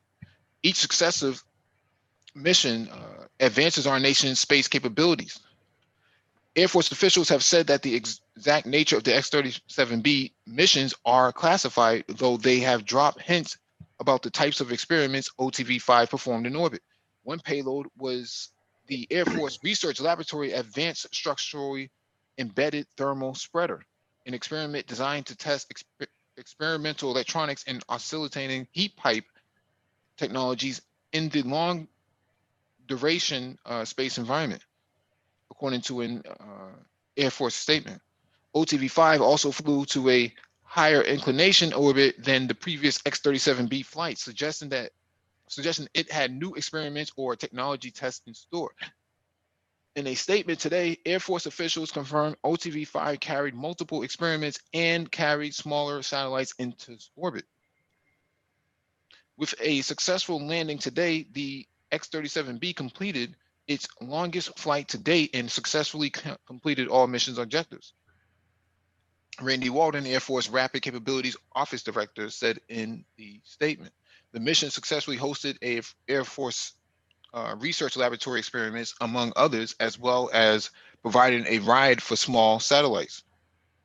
The X-37B space plane was originally developed by NASA in 1999 to serve as a technology testbed for future spacecraft and looks much like a miniature version of the space shuttle. In 2004, the military's Defense Advanced Research Agency, DARPA, took over the project, ultimately turning it over to U.S. Air Force U.S. Air Force's Rapid Capabilities Office a few years later. X-37B vehicles are 29 feet long, 9.5 feet tall, and have a wingspan of just under 15 feet. Their payload bays are about the size of a pickup truck bed, of about 7 feet long and 4 feet wide. I wondered what that's a replica for. The first X-37B mission, OTV-1, launched in 2010 and spent 224 days in orbit. OTV-2 launched in March 2011, marking the first flight of the second X-37B, and stayed in orbit for 468 days. OTV-3 marked the first reflight of an X-37B and launched in December 2012 on a 674-day flight. The OTV-4 mission launched in May 2015 and spent 718 days in space, the first 4 OTV missions on Atlas V rockets, with OTV-5 marking the fleet's use of a SpaceX Falcon 9. The spacecraft is a key component of the space community. The milestone demonstrates our commitment to conducting experiments for America's future space exploration. Interesting. MOC, you're former Air Force, and I think Johnny Blaze might be Air Force as well. Yeah, no comment. Oh yeah, I bet. I bet. Yeah, same here.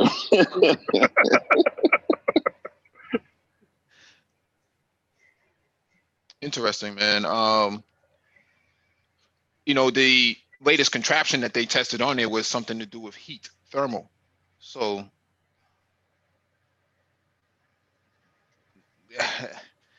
my non-military assessment of this is that they have all the attention on using a laser on it, if they have not already tried so. But a laser uses a lot of energy, so I don't know what that spacecraft is supposed to be solar powered, so I don't think it has the ability to operate itself and utilize a even the smallest laser cannon, like we saw with Turkey a couple months ago, where they shot down a drone with a laser cannon, and that was only at 500 plus feet, and that laser cannon used up a lot of energy to bring that drone down. It actually burned it. So if they have the ability to burn, drones on the ground, it's highly likely that they have the ability to burn down satellites in space in case of warfare, for space warfare, if that was their intention. I don't know. There's a lot of capabilities that they can do with that. How far they can go with that, that X-37B. I would like to see what they can do with that on something like on Jupiter. On one of the Jupiter's moons, or just the planet itself. How far can they get into the planet and then get back out? I know Cyber 7 has talked about the pressure on some of these other planets would actually crush a beer can. So Yeah. I mean, the last thing that they sent to Jupiter, that's exactly what happened to it. It just kept going into the center until it got crushed by the gravity well of Jupiter. So, yeah. It's a good time to join the Air Force. Oh, great time. Mm-hmm. Oh, yeah. Oh, you guys comment on that, though. We can't talk about that kind of stuff. All right, let me get to this next one.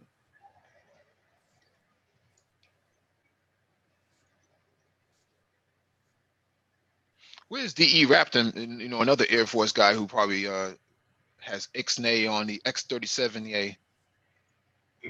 Hey, you were talking about the Cassini aircraft that they flew into Jupiter's super high pressured environment, and it burnt up. Yeah.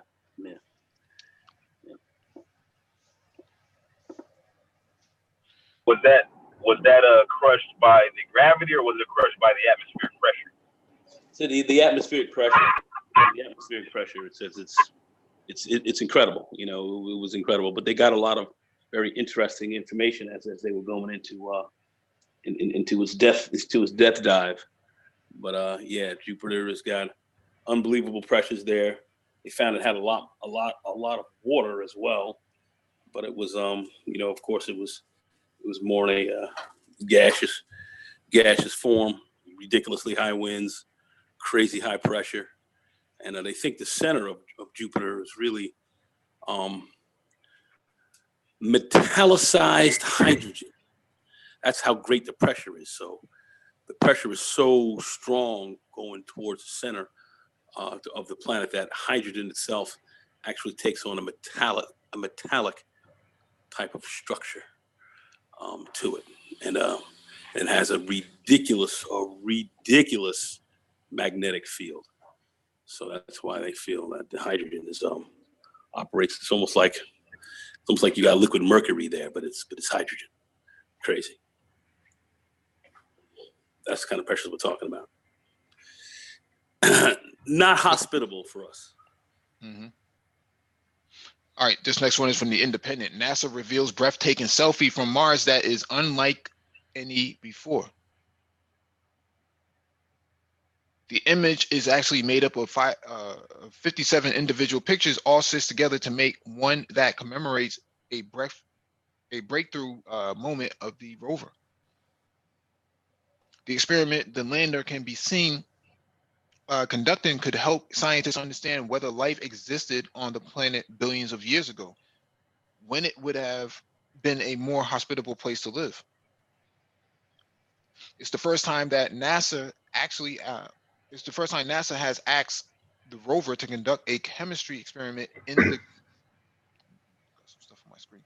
the Glen Etive area of Mars, and only the second time it has performed the work at all. In the image in front of the rover, two holes in the ground can be seen by one of the right is named Glen Etive 1, and on the left is Glen Etive 2. By drilling those holes, the rover is able to analyze the material inside, turning them into powder and dropping them into a portable lab it carries around inside its belly. The picture also shows just how far the Curiosity rover has come. Behind it, 300 meters away, can be seen Vera Rubin Ridge, which Curiosity left almost a year ago. And beyond that can be seen the Gale crater that Curiosity has spent much of the time exploring. The experiment depicted in the image happened on 24th of September, when the rover picked up the sample and placed it in the lab. The SAM lab has 74 small cups. Most of it can use to heat up the samples, allowing the rover to sniff the gases and understand what they are made of. The new experiment saw it use the 9 of the cups that are intended for wet chemistry experiments, however, which can be used to look for the carbon-based molecules that form the building blocks of life. That data can be sent back down to Earth to allow scientists to pick through them and learn about the ancient history of Mars and whatever life might have called it home. So these are the selfies.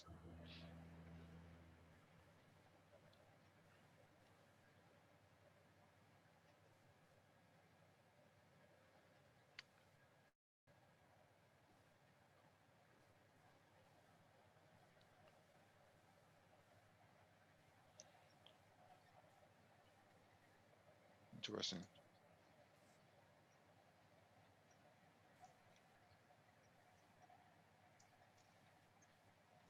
All right, let me get to this next one. I can't wait till they find like a burned out mega church on the Mars.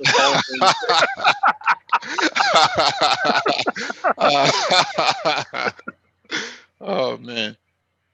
Scientists have, this one's from fastcompany.com. Scientists have found a way to create energy from the night sky. Scientist Asawaf Rahman long has been keen on discovering new sources of clean energy by creating novel materials that can make use of heat and light. And lately, he has focused on developing better cooling systems, perhaps inspired by childhood summer visits to his grandparents in Mumbai, where the temperature can hover at 100 degrees Fahrenheit with killer humidity, and where his family used to add an air conditioner. It's not usually different from Miami, I suppose, just a bit challenging without air conditioning, he says. His interest in clean energy and cooling led him to learn about a phenomenon called radiative cooling, which is when objects facing up shed heat, facing up, shed heat into the sky after dark, cooling the surrounding area. This aha moment also recently led to his developing a pollution-free source of electricity. I was blown away by this natural passive cooling mechanism. Was ubiquitous, but something I had never heard of. Excuse me. Even more surprising was learning that the concept was centuries old. Ancient Middle Eastern civilizations, especially the Persians, used radiative cooling to make ice, pouring water into a pool as the sun set, collecting the frozen chunks the next morning. Even though the ambient temperature stayed above freezing, the pool would grow colder than the surrounding air as the water radiated heat into the sky. During the day, heat from the sun would have kept the water warm, but at night it grew colder and colder until it froze. Rahman, an assistant professor of materials science at engineering at UCLA, wanted to take advantage of this phenomenon to produce clean energy. So he and his colleagues designed a device that can harness nighttime cooling to generate a small amount of power. For now, the device is too costly and generates too little electricity to compete with other forms of clean energy. To power a 3-watt LED light bulb, the generator would need to be 1,300 square feet.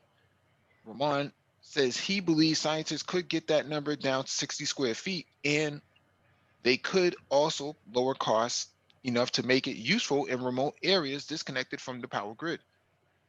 A future iteration of the device could allow people without access to electricity to turn on a light bulb without to turn a light bulb, charge a cell phone, or power some other small device at night.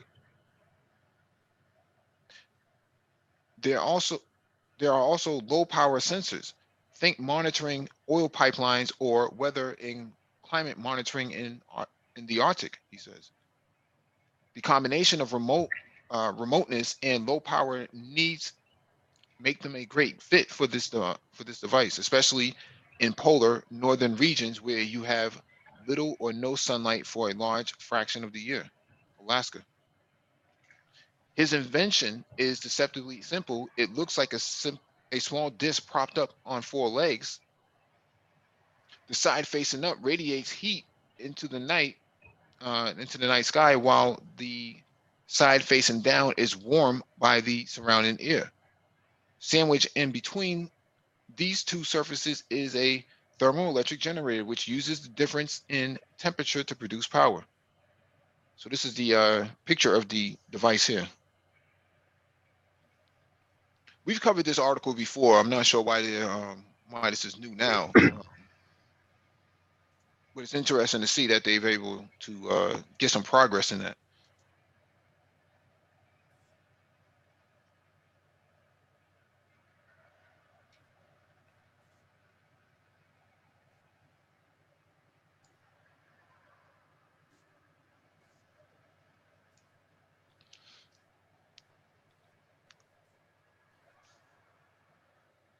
All right, this one is from Engadget.com. This is the last one. NASA's InSight probe is still struggling to crack the surface of Mars. What? They Yeah, said it just cracked the surface a little while ago, didn't it? I think that's a different. I think that was a rover. Okay. Yeah, it's been a rough few weeks on Mars for NASA's InSight lander after overcoming a major hurdle and getting its drill running again a few weeks ago. A new problem has arisen. Its heat probe has stopped right out of has popped right out of the soil. In March this year, a part of the drill known as the mole became stuck in the tough soil, making it impossible to move. To free it, the drill package was moved as far from the lander as possible, and using the lander's robotic arm to push the drill against the soil in a move known as pinning. That seemed to work, and the drill started moving again earlier this month. However, Mars isn't ready to give up its secrets just yet. And NASA has announced that the mole has been ejected from the ground. So this is supposed to be a Video. capture from the lander itself.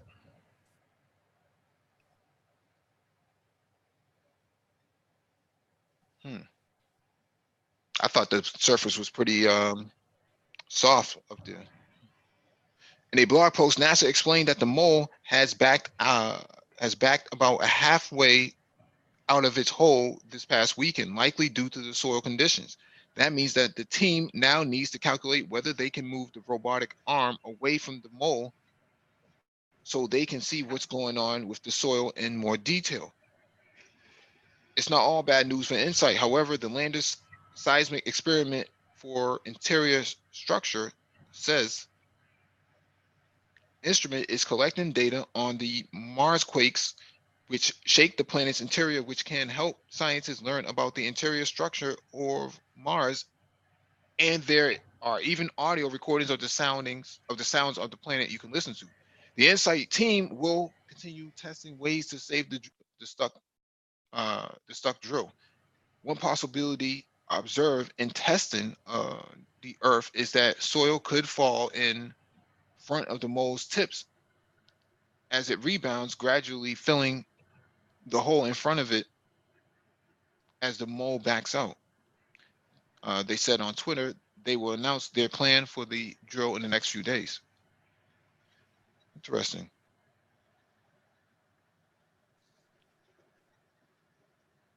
I'm surprised they don't have a smaller rover to kind of nudge it. This seems to be acting more like a backhoe than anything else.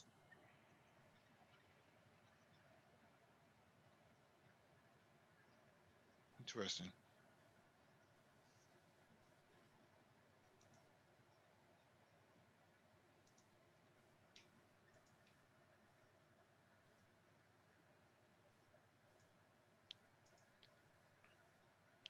All right, Sophie, Mike, man. Any of you guys got anything you want to bring up?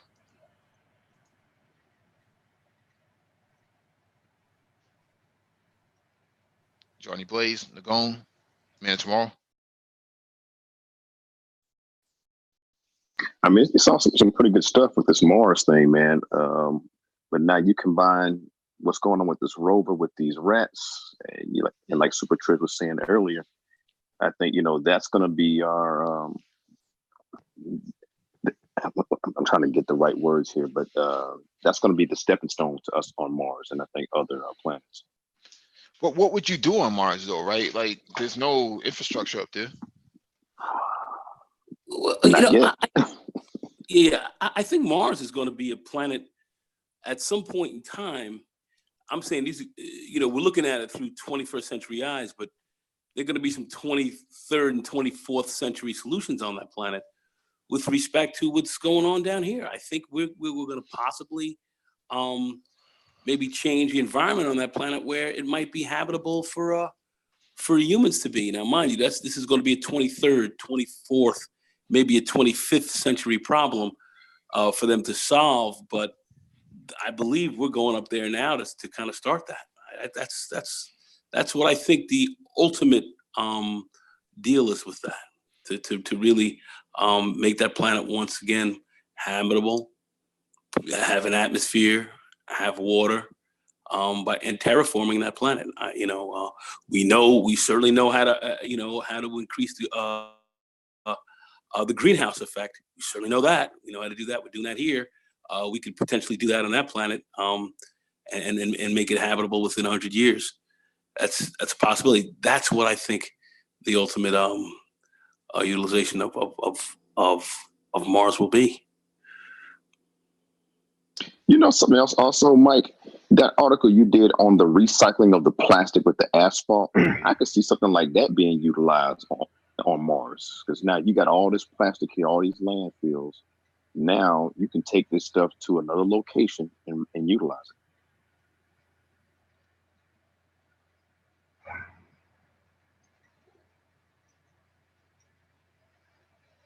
it.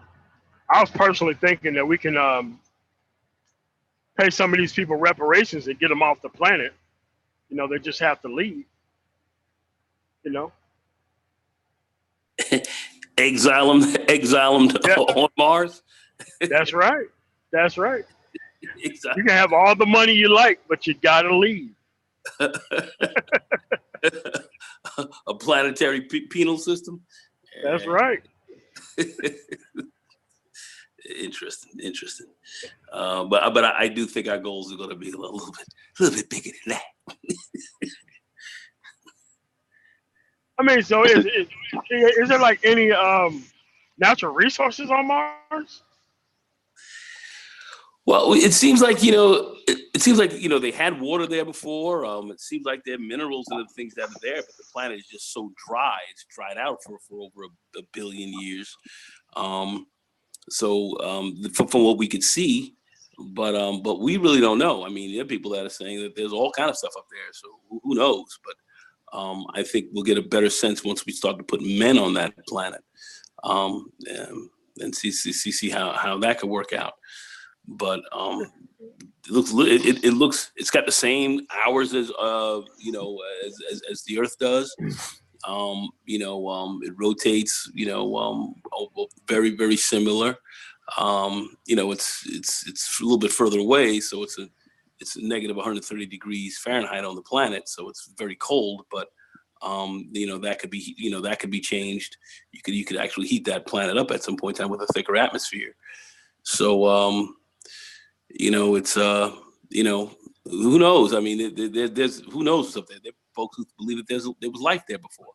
That's what's speculated. They think that they've got some Mars rocks and so forth where they think they've seen very ancient fossils in there. So, and the fossils, when I mean fossils, would be bacterial fossils. That's what they think, that look very similar to what we might have here on Earth. So, who knows, man? Who knows? I mean, if only we knew of toxic individuals who can survive in an environment like that, that we could just volunteer. Well, it sounds to me like Mars would be a good launching pad to get into other places. Really? Yeah, that seems to be the probable case, is that it would actually be like a way station from the asteroid belt, maybe. Yep, exactly. Yeah. Now you got to overcome. There are two major issues with Mars that I see. Number one is the radiation. Oh yeah. The long-term exposure to low gravity, to a lower gravity. Well, whatever you would have there, you would have something that would revolve in a way where you could have gravity actually simulated. So there's certain things you could do that would make it more habitable for human beings. But I really do think, if we start to really look at any kind of movements of us anywhere on any other planets or anything else like that, to live or to habitate, there's gonna have to be some genetic types of changes involved maybe to the human organism itself to deal. That's what I think. I mean, but you can make artificial environments. I mean, I can't see why you can't. I mean, it's just that, will this thing survive impact on the planet? That's the thing, Well, I don't know if you can replicate the hood, you know, on Mars, but I don't think you'll be staying there long anyways. It's probably something that you're there for a day or so. You refuel and then you're gone. You're not really sticking around there for long term. Yeah, because right now, like let's say if the problem with the gravity, you go there long term, the next two generations could never come back to Earth. The gravity would be too heavy for Mm-hmm. It's a one-way trip too. I don't think you're coming back. Yeah, yeah. Your itinerary, there's no round trip on this sucker. Well, so much. If you can develop a fusion type of engine, who knows? You know, who knows? And we can move to sublight speeds or 10% or something else like that. You know, we could do this. You know, in short periods of time. Mm-hmm. So much of this is going to be technology based. That's why there's no end to this thing. That's why science, technology. This is going to be the biggest game on. You know, this is going to be a bigger game in the future than it even is now. So that's why when we talk about STEM and everything else like that, this is what we're talking about. You know, this is more big picture, more long range stuff. But this is a part of what we're talking about. Mm-hmm. You know, we'll be dead and gone, but your great grandkids will be jetpacking on the moon. That's where this thing is headed. Yeah, absolutely. I think, you know, we talked about this earlier, that the ability to create a STEM certificate program in low income environments where most Black people stay, leveraging the public library as a place where they can actually go take these classes every weekend or every night, and reach that certificate level of understanding. The literacy aspect is the biggest area of concern, because, you know, the reason why you can't get a lot of Black people into these engineering roles, because they just don't have the background.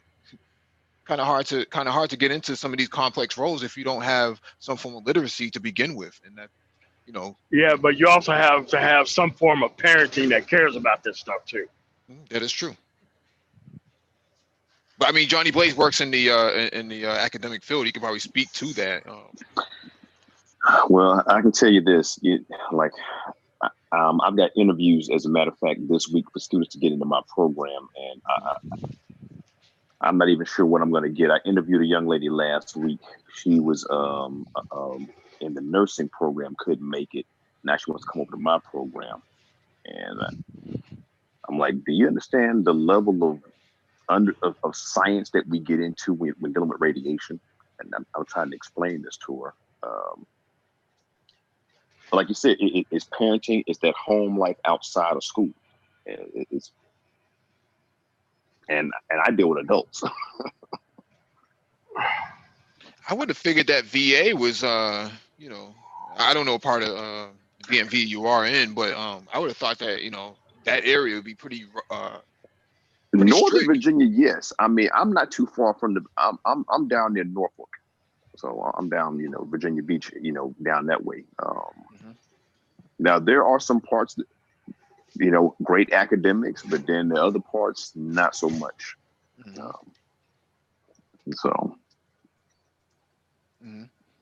Yeah, but that's my perspective on how you would actually get more Black people into STEM. I know at NSBE we have a PCI program, which is pre-college initiative, that walks the toddlers from the time that they're toddlers all the way up into college, until their final year of college, man, and then they go into the professional.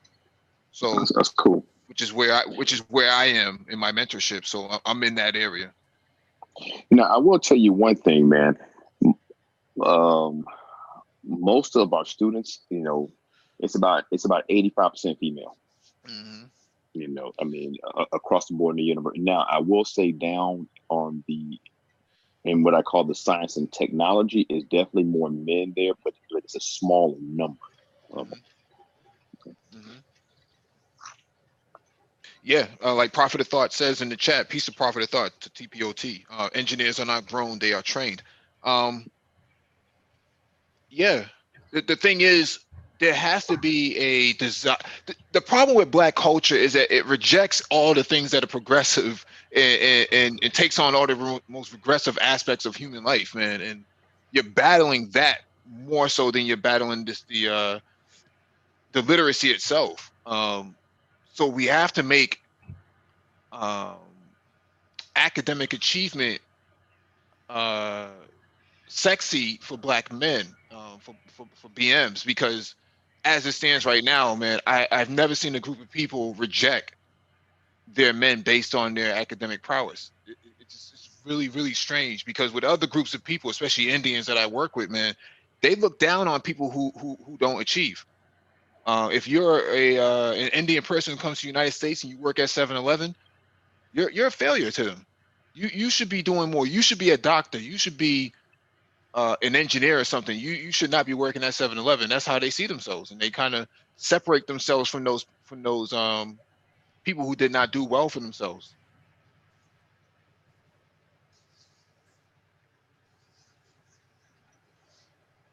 You know, you guys did a live stream. Mike, you did an article about STEM versus liberal arts, and it was an article that you researched. And Yeah, that was last week. Yeah, and it was a fairly good article. I had to give it to a few folks at the university and even around, but something that either Super Triz or Complex Design said that those lower level classes are what they use to keep the retention rates up. And I'm gonna tell you, it's definitely true.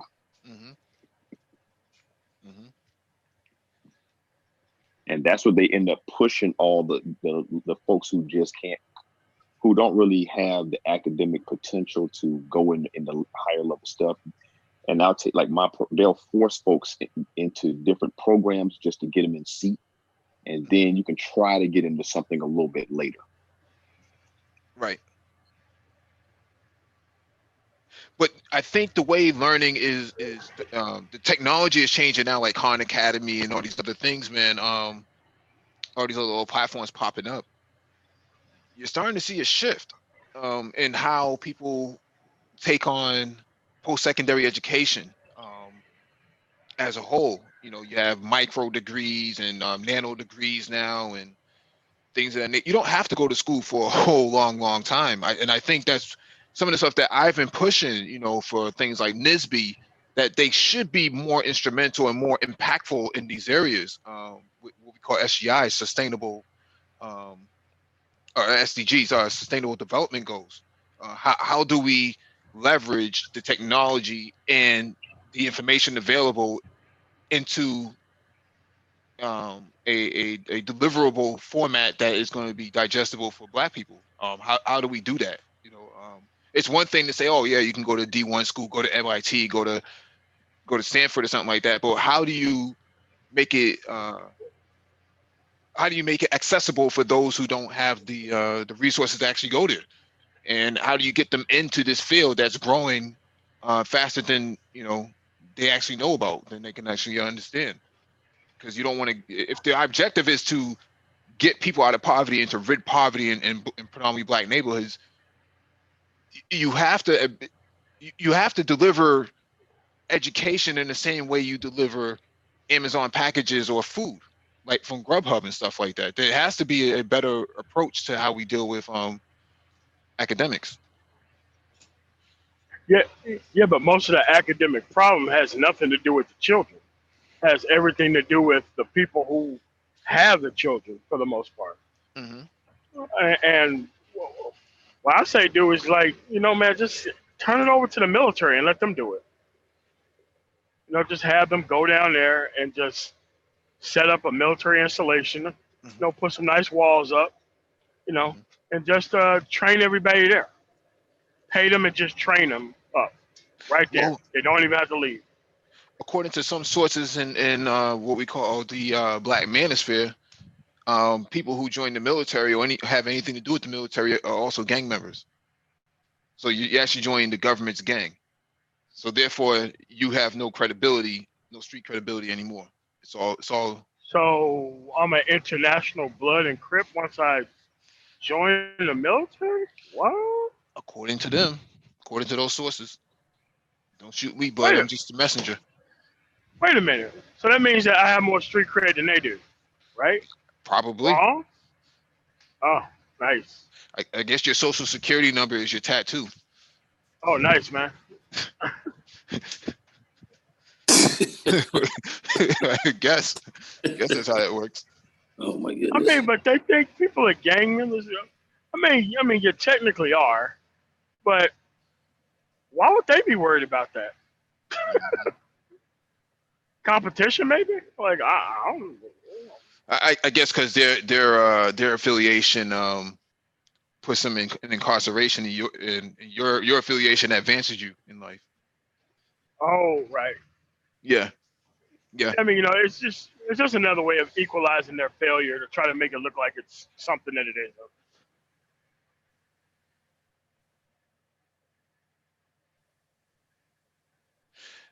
Gabe A in the chat says it's difficult because our community is conditioned to not lean in the direction of emerging technologies. Can't force interest. Actually, you can. China does it all the time. It beats their people into the goddamn STEM. Oh, yeah. Beats them man. right into it. You're gonna learn this, and you're gonna, there will be no back Communism, talk. man. Yeah. Communism Maybe- sure as hell is efficient. Yeah, and that's been discussion for probably the last couple of decades, right? Does democracy work in the Black community? And It does. should there be a more of a Marxist communist style approach to dealing with ADOS in order to progress them? I think so. Well, I think if you want to have a more technical community and so forth and all this begins at home. Begins in the house. Begins at home. And if you're talking the right things and teaching the right things at home, that will extend for the most part. Mm-hmm. If it's not being at home and you've got, some of the major dysfunctions that we have, Mhm. and 23-year-old kids, being told it's okay to marry up on single moms, not even, when you don't have any kids and you're not even, on top of your game yet, but this is the kind of stuff that these people are talking. Mhm. And you don't hear anything technical or anything even barely intelligent being spoken. It's going to be difficult. It's going to be difficult. You get some people who come at it, but it's going to be a small number. Mhm. So to a large extent, this has to be taught at the home front. Mhm. And we do have Black people. Don't give up on the whole thing, because Mhm. you do have some Black folks who are Black people are homeschooling their kids more than ever, and some of your best students are coming out of that. So Mhm. don't slip on that either. But at the same time, but those are the more educated Black people who are really looking at the system for what it is, and are feeling they can do a better job themselves, and that is correct. But yes, much of this has to be taught at home. Around the kitchen table, and this is a foreign, alien concept to most people today. Well, I think I have a way to fix it. What you do is you just tie their welfare or their child support matching with the government based on how well their kids do in school, and if they enroll in certain type of programs. Like if you get a certain amount for child support, you can get double that if your child's in a STEM program doing this well in it. Mhm. So that way, at least the parents monetarily would be paid to make their kids do well in school. I mean, I don't see any other way other than that. And, once their kids get, technologically advanced, they're not going to want to be around them, Mhm. Obviously. But, Well, see, what I'm saying is this, and I'm just going to be very frank about it. I'm looking at the Nigerians and Ghanaians and all these other people coming over from Africa who were getting this. These are going to be your new Afro-Americans coming in here. Yeah, sure is. Because they're coming in here, they're getting the technical degrees. You come from an African family, mother, father, sister, and brother, MFSB, everybody living together. You are expected to have at least a master's degree. PhDs and all these kind of things like this, are quite normal. So they, they're in the alphabet club as well, but it's a different type of alphabet club as opposed to the FBI or whatever. They are, they're MAs and PhDs and MDs and JDs and all that kind of stuff, MBAs and all that. So they're running that game down, and they're coming in here with a very strong mind towards that. And That's your replacements, man. So, I know a lot of those people may not want to hear that. They don't like you. Okay. Well, they don't like even less when you're sitting back there and they're rocking with the PhDs and they're putting together stuff, and you're sitting there with your GED, not stepping up to the plate. So, see, the GED is actually now based on the SAT. So, I think. I mean, the GED is standard. You have to get that. Yeah. But you I have think to there's move on top of that. Yeah, I think there's opportunity. We discussed this earlier this year. I think there's opportunity to leverage the GED into other areas, right? So the GED is the foundational aspect of the education, but then you put on top of it more certificate programs on STEM. That's right. With it. So in order for you to have a complete GED, you have to take one of these tracks. That's right. That's right. And I think, once we get around this educational, scam, scam game, education for profit, when we finally eliminate that, which I believe is coming. Yeah. I believe that's on the rise.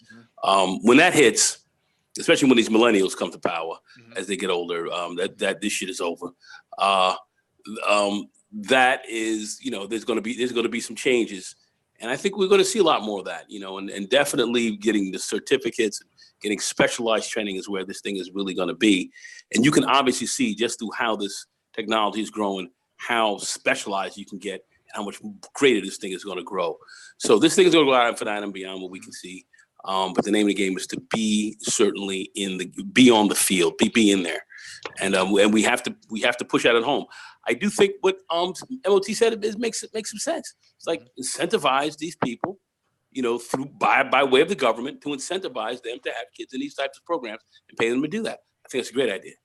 The government should be investing in its people to get better educations, and to pay them or to incentivize them to do that is certainly within the long-term interests of this country. There's no question about it. So it actually would be a very smart return on your investment. Be a very smart return on your investment.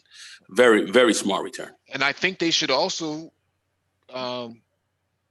actually give out more incentives in these areas where the achievement has increased, right? So if you're seeing turnarounds in percentage rates where STEM is actually being, you have X amount of STEM graduates in these low income areas, there should be more investment put in to these areas as well, right? So you would need these maker labs built out into these areas so that they can have a creative canvas, or a canvas created so that they can actually explore their creativity. Yeah, I mean, because, if we could just divert money from the military to pay for this type of thing, because this is a national security type thing. So I would want it to be funded in the same pot as the military.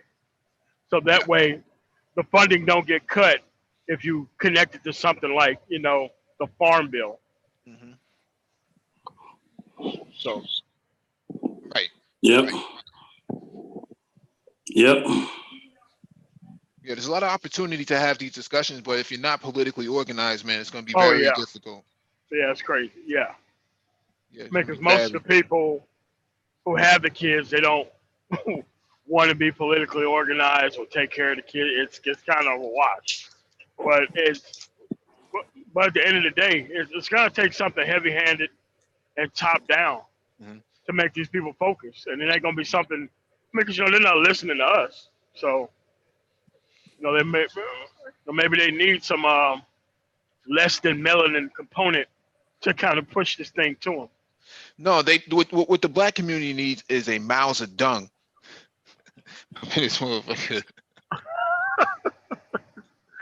Oh my God. That's pretty funny. But I'm gonna say, I do tutorials with these kids. I work with them, and I like to work with them more. But this is my some of the work stuff I'm gonna be getting involved with. It's just not gonna permit enough time. But I try to hit it every Sunday. But I'm gonna tell you something, people. We got a lot of very smart young black kids out here. I'm one who likes to talk a little bit on the upbeat side. You know what I'm saying? So, you know, when I say I see, there's definitely much negative. I definitely see it. And we've got reptiles and all kind of fools running around acting just shit. But we have some of these young kids, these young Zers and stuff coming up. I've got faith. Not just faith on this. Well, I just want to be, hopeful. I got my boots on the ground. I'm on the ground. Yeah. I'm on the ground. I see it. So don't count these kids out, man. These kids are smarter than you know, and with the right types of teachers and teaching institutions around them, it's game over, man. It's freaking game over. I'm gonna tell you that right now. These kids It has to be environmental. They're smarter than you are. I don't know what it is. They're coming out. I don't know what it is. These kids just jump on this computer stuff. They get it. They can just navigate around. I mean, it's just I don't know what it is. Well, we saw with the mice in the article that the younger mice were actually moving at a faster pace than the older mice. So they were adapting to the environment at a quicker pace. Yeah. Well, the neuronal plasticity kids are they're just quicker to pick up a lot more information, move quicker. And there's more stuff you're putting out there, the faster they're learning. These kids are freak. They are smarter than you are. Mm-hmm. You think you butt a leg. These kids are waxing that ass, and they don't even know it, and neither do you. That's how live they are. So I'm just telling you right now. I am on my feet are on the concrete. I'm not out here walking around talking smack. My feet are on the concrete. I see what's going on. So I'll just leave it at that. So I'm not counting this out.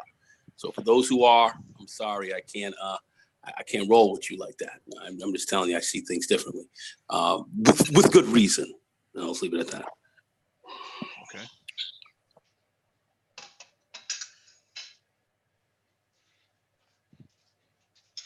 Yeah, absolutely. I think there's a lot of flexibility here that can be made. You would think that the people of these communities would be speaking a little bit louder, but they don't seem to be available. According to some of these guys, selling drugs, is not as bad as marrying a non-black woman. I find that to be. Oh, you didn't hear the live stream?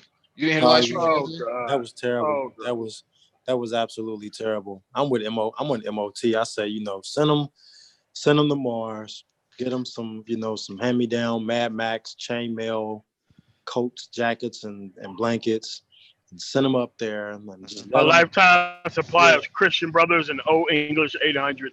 And just let them go. To them. Yeah, and they can even have some schooling. Get them a GM, SMC, a general manosphere sandwich making certificate. And if they do good, if they do real good, you can upgrade it to a general manosphere sandwich making diploma, and then they can go up to a degree. And if they got 3 Ds, it's like a doctorate. Just let them. Oh man, yeah, they have like a doctorate in panini making. Yeah. That's most like the best. That's the best and the brightest that they got. Most of these guys are punani, if anything else. But that's a whole different subject. Professional sandwich maker. Yeah, I can make a sandwich. Yeah, man. Even that's going away too. I mean, we have a restaurant, the only one in the nation here in Boston that actually has a robotic kitchen. It actually, not a robotic kitchen, a robotic restaurant, and it actually serves you your food from a robot. Makes all your food from with robots. Have you ate there yet? I have not. I don't. Well, it's downtown, but I haven't been in that area. I work outside of Boston, but when I come back home, I live in Boston, but I can easily go down there. I just have to go down there. I haven't gone down there yet, though. Yeah, I have no reason as to why I didn't really go down there, other than I don't work in that area anymore. Didn't the brother say that the drug dealers wasn't hurting nobody, that they were just selling drugs and they wasn't causing no harm? Ain't that what he said? Oh my God! Tommy was launching mortars and mortar after mortar on them. I mean, Tommy.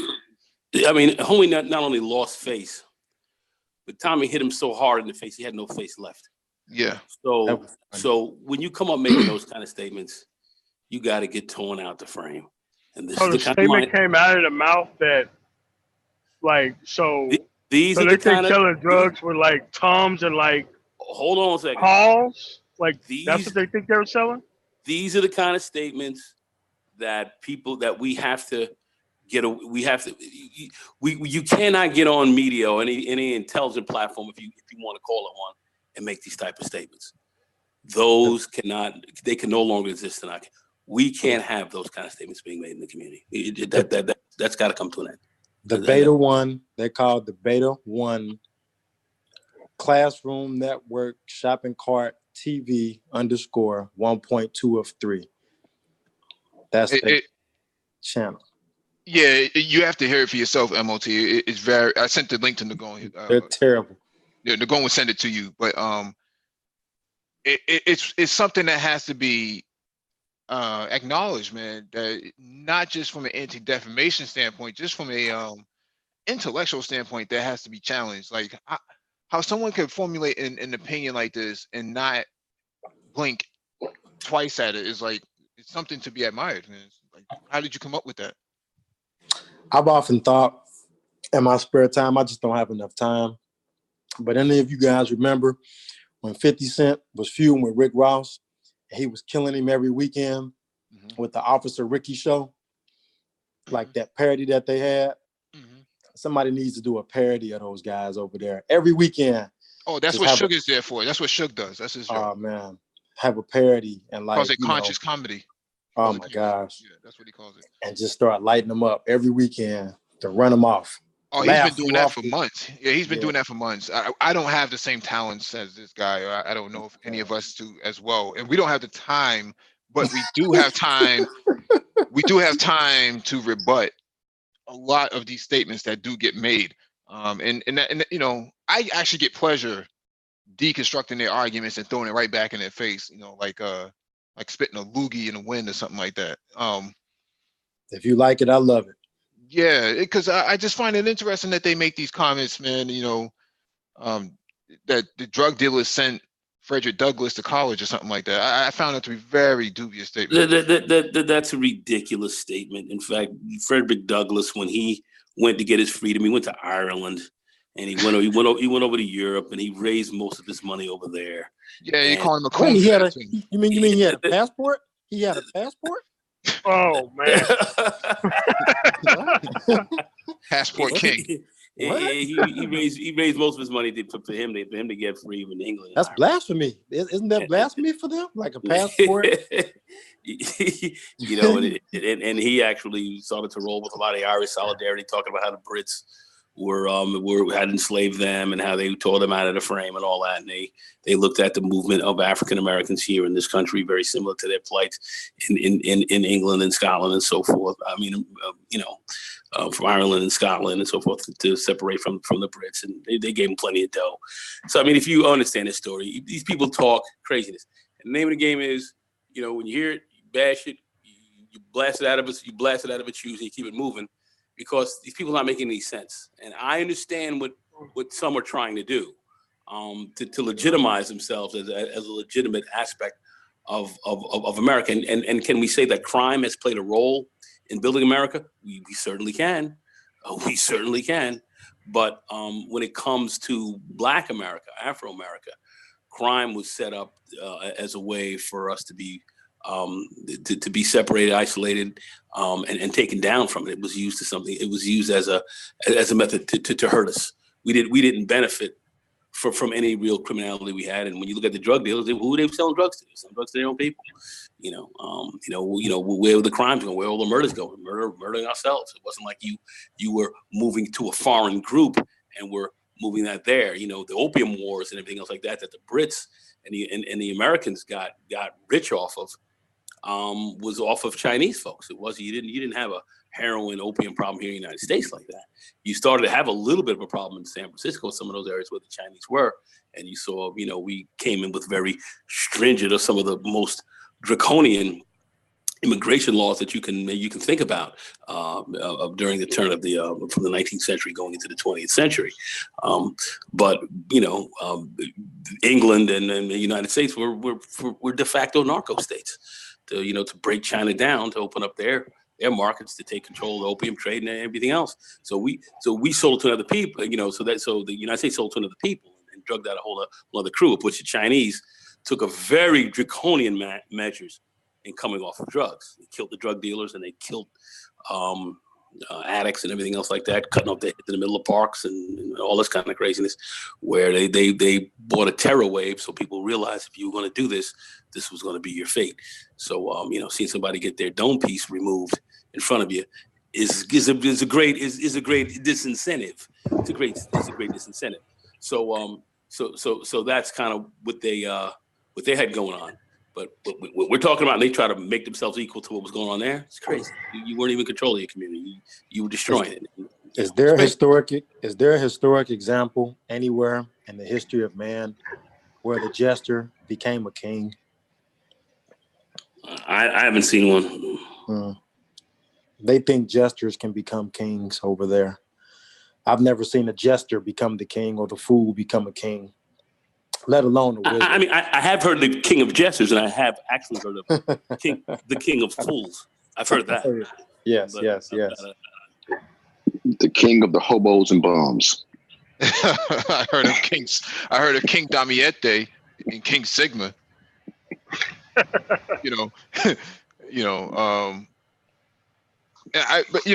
These guys really, they really are dependent on the environment being as unstable as possible. They have to have chaos. Yeah. They have to have chaos, and they have to be agents of chaos that actually align with them. And they're the court of fools, like the court of owls, the court of fools. Mm-hmm. Yeah, they're like a group of red lanterns. They need that anger. Yeah, and we're butting heads with them, and that's where the conflict is coming from, and that's where you have the Tommy Sotomayors with their AC-130 Spectre gunships blasting up their infrastructure, dilapidating their civilian infrastructure, taking out all sorts of runway and roads, depleted uranium everywhere, chipped up buildings looking like Beirut in the 80s. You see, Mike, you're not really butting heads. You just keep talking the truth. My view is you keep talking the truth. You keep talking facts. You don't spin the facts. You talk facts as to what actually happened, and that wins out over the day. You just keep pumping the message like a steady drum beat, steady drum beat, and it breaks through after a while. It just does. It cuts through them. It cuts through the cacophony of madness and high end ridiculousness, and the sensible truth comes through. That's how it works. It always has. The drum beat has got to be steady drum beat of truth. That's all. Facts, not subjective craziness and maniacal ideas coming from people who have some slightly different agendas. And that's it. Yeah, prison politics has taken over social media, man. It certainly hasn't taken over the academic world. You know why though? Certainly hasn't taken over the truth-thinking brothers' mindset. It hasn't done that. What's interesting though, gentlemen, and this is that's an interesting choice of words that you use. I was telling my buddy, he came up from the hometown to visit to sell some phones up here this weekend, and I was telling him, I said, man, a lot of the prison foolery is no longer contained behind the prison walls, and he was come up here, run loose, try to find him, a nice little date and go out and something like that. And I said, man, you got to think a lot of guys that's back in the can, they got access to cell phones and social media now, especially like on Tag. There's a group of guys out there, man. They have a live stream where they're streaming just like we're streaming right here on YouTube. They streaming on the social media apps directly from the prison cell, towels and coffee, hot water, stingers and heaters on the phone. You can see them, talk to them, interact with them. it's like they're not even in jail. You know what I'm saying? So that's another thing that I see that that's not so it's not so much brought up. But when you said that, my mind went to it. Is that a lot of the criminal element who, those are the guys when they get out, they're not gonna change. They're gonna go back to the same old, same old. So if they got like a cell phone and they can, interact with, pretty much everybody, just like a Facebook Live or a Google Hangout session, that kind of keeps the foolery going at full cycle. You know what I'm saying? So, well, if they stay in these streets, they'll have a cell phone. They'll have another jail cell to use that cell phone from. They got that ready for them They got that ready for them all the time, 24/7. All day, every day. They got that waiting for them. So I mean, they have to have they have to know that the government is watching them through these lines of communication. Of course. I mean, live streaming in jail while they shoot dice and stuff like that, man. I don't know. I don't know. Some of these guys are so stupid. I see a lot of these people even on Facebook putting up their crimes that they do. I think it's allowed for real. I think some of that stuff is allowed because I do a lot of surveillance and monitoring too, just all over the place. That's why I call my house the Bat Cave. But they've been running for the past 8 months on there, and I attribute it to degradation. I think while I'll never go on record to say that the whole DJ whoop-de-whoop was our fault, but I think that I know Nagan says it a lot that there are plants out there that are planted to reap seeds and sow destruction. I think that situations like that where you got people utilizing social media from the jail cell, interacting as if they never were in jail, having a grand old time. They're mentally infecting people, not physically, Oh yeah, I mean, you have that out there. I mean, you have people who are working, who are getting their time reduced and everything else like that, and they're cutting deals with the wardens, and then other people are coming in who have government contacts, and they're having these people out here push certain kind of narrative that's going on. That's always gone on, and that certainly is going on now, to a large extent. And you've got that. And then a lot of these guys are the word snitch is not even applicable, but you have a lot of people who are talking this black super soul game, and you'd be shocked exactly who's really behind what they're doing. Mm-hmm. And I'll just leave it at that. And that's going on. That's going on. They're never responsible for taking on the icy hot stunner though. It's always somebody else that has to do the heavy lifting. Man, a lot of these guys, the icy hot stunners, paying these some bitches. If you check it out, whether it's that's a big whether it's the EMT or BMT, whatever his name is, which they're holding people accountable that is not even remotely close to it, but they're the warrior class. I mean, you have a lot of people that are just on YouTube talking. I'm just saying, that's fine. It's an open forum. People can jump out here, and all kind of folks come out and say whatever they want. Fair enough. But with all this information that's out here, which is dangerous, you have to be able to parse, lies from the truth. So that's why I think history is such a very big part of what people really have to understand. History is just a very big part of what's going on. And a lot of people don't understand history. I was reading today, just getting a little more information about, this might be go off the subject for a second, but it's kind of relatable, talking about the issues with Haiti and let's say the Dominican Republic.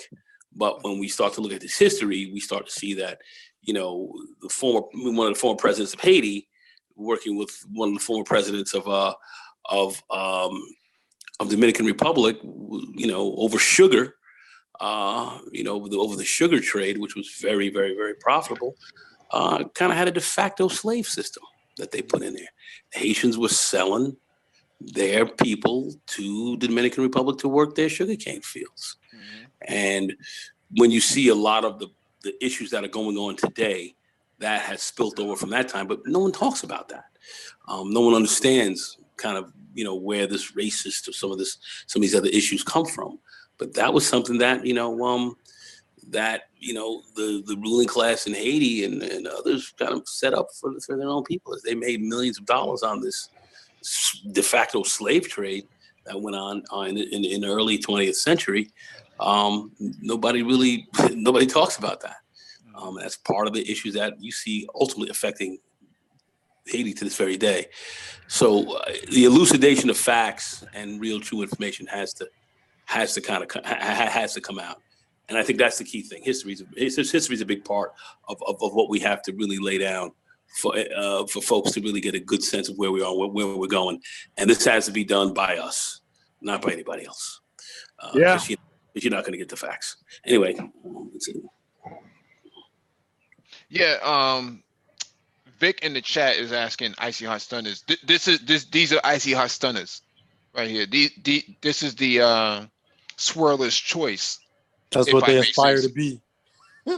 That's what that's their greatest aspiration. Mm-hmm. Pole position. Yeah. This is what they like. So that's what the guy in South Carolina. That's who he is right here. The Icy Hot Stunner. He's out there getting crunk. getting crunk and spreading disease with a black woman who was his girlfriend.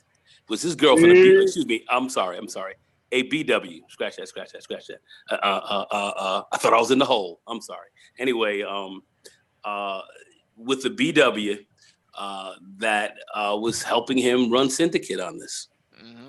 And I don't see anybody calling this BW out either, but yet folks are saying you're not masculine enough, but yet there's a BW out there pushing this and spreading disease, which is this is one of the most horrifying stories of all time.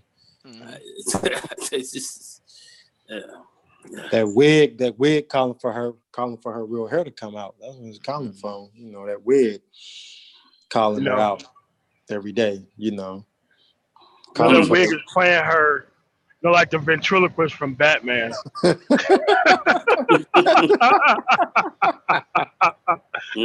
what it's calling. That wig. Yeah. That lace front. But yeah, mechanical lace front. Yeah, that German lace front. Yeah, but yeah, Vic, that's what that's Swirler's choice.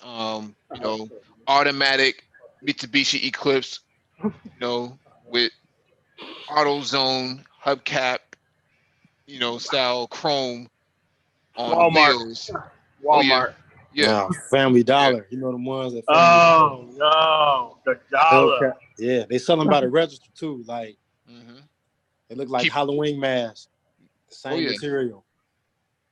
Yeah. Doing J turns in the parking lot, automatic transmission, revving it up. That's how they get down, man. So that's what they do. And they're always bumping the worst rap music you can ever find. Nobody who's black would ever listen to it. Top 40 rap music. Oh man, it's crazy. It's crazy, and they be bumping their heads to it like it's the shit, man. It's unbelievable. I'm like, you are forcing it, man. Who are you trying to impress, man? Getting crunk. Yeah, getting crunk. They be banging that rap music. That's the kind of rap. Remember when MTV Raps first came out, and they was like trying to give everybody equal opportunity, and you had the cats on there who raps that sound like they first started rapping. That's the music they be listening to. Yeah. This is Blade. They always have these sort of names. Cutthroat Tommy or something like that, man. The Icy Hot Stunners. This is Yeah. ill. Nobody calling us out, man. Yeah, Razor Sharp Blade Brad. It's crazy, and they always trying to look. They over exaggerate the clothing, right? The attire, man. They always got the who wears visors anymore? Gats running around with visors on their heads, man. Trying to get cornrows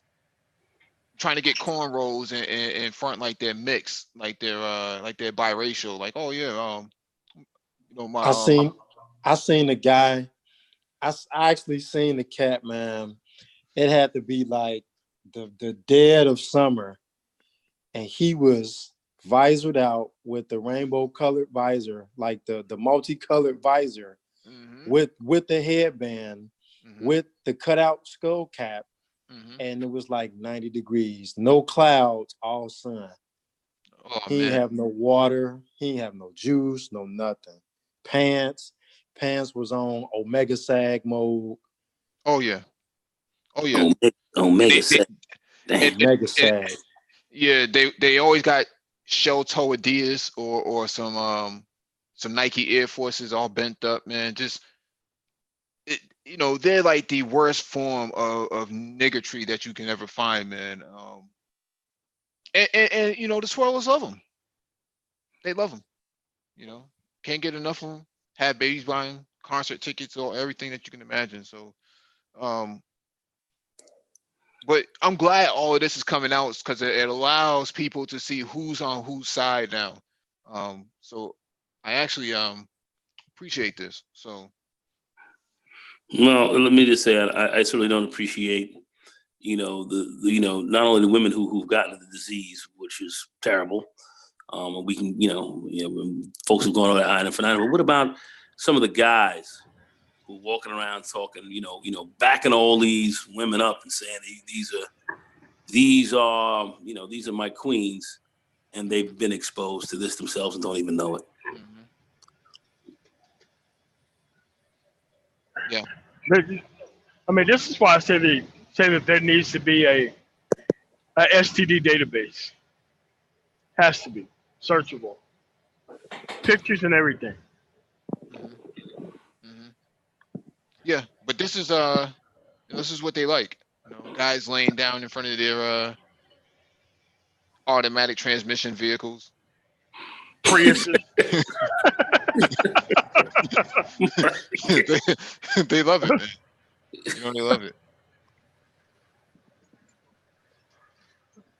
All right, man. I don't want to get too much into this, man, because we'll get flagged for this. But thank you all for joining us, man. Hey, please hit the like button if you have not already done so. Share the video if possible, and hit that notification bell so you get all the updates from the Black Brain Trust, including those posted on the community tab. You should see something go up in the morning again. I'll probably post another WOD. If you want to get into IT, we offer IT mentorship here.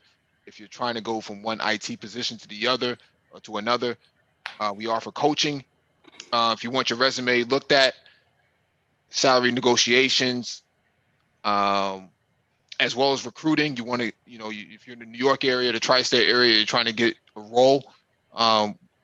We do have people who are involved in this, such as Nagone himself. Yes, sir. Contracting pays very well, so you get in, he gets in as well. He gets his, you get yours. So it is what it is. Thanks, Mike. Yep. Yes, sir. So. Mm-hmm.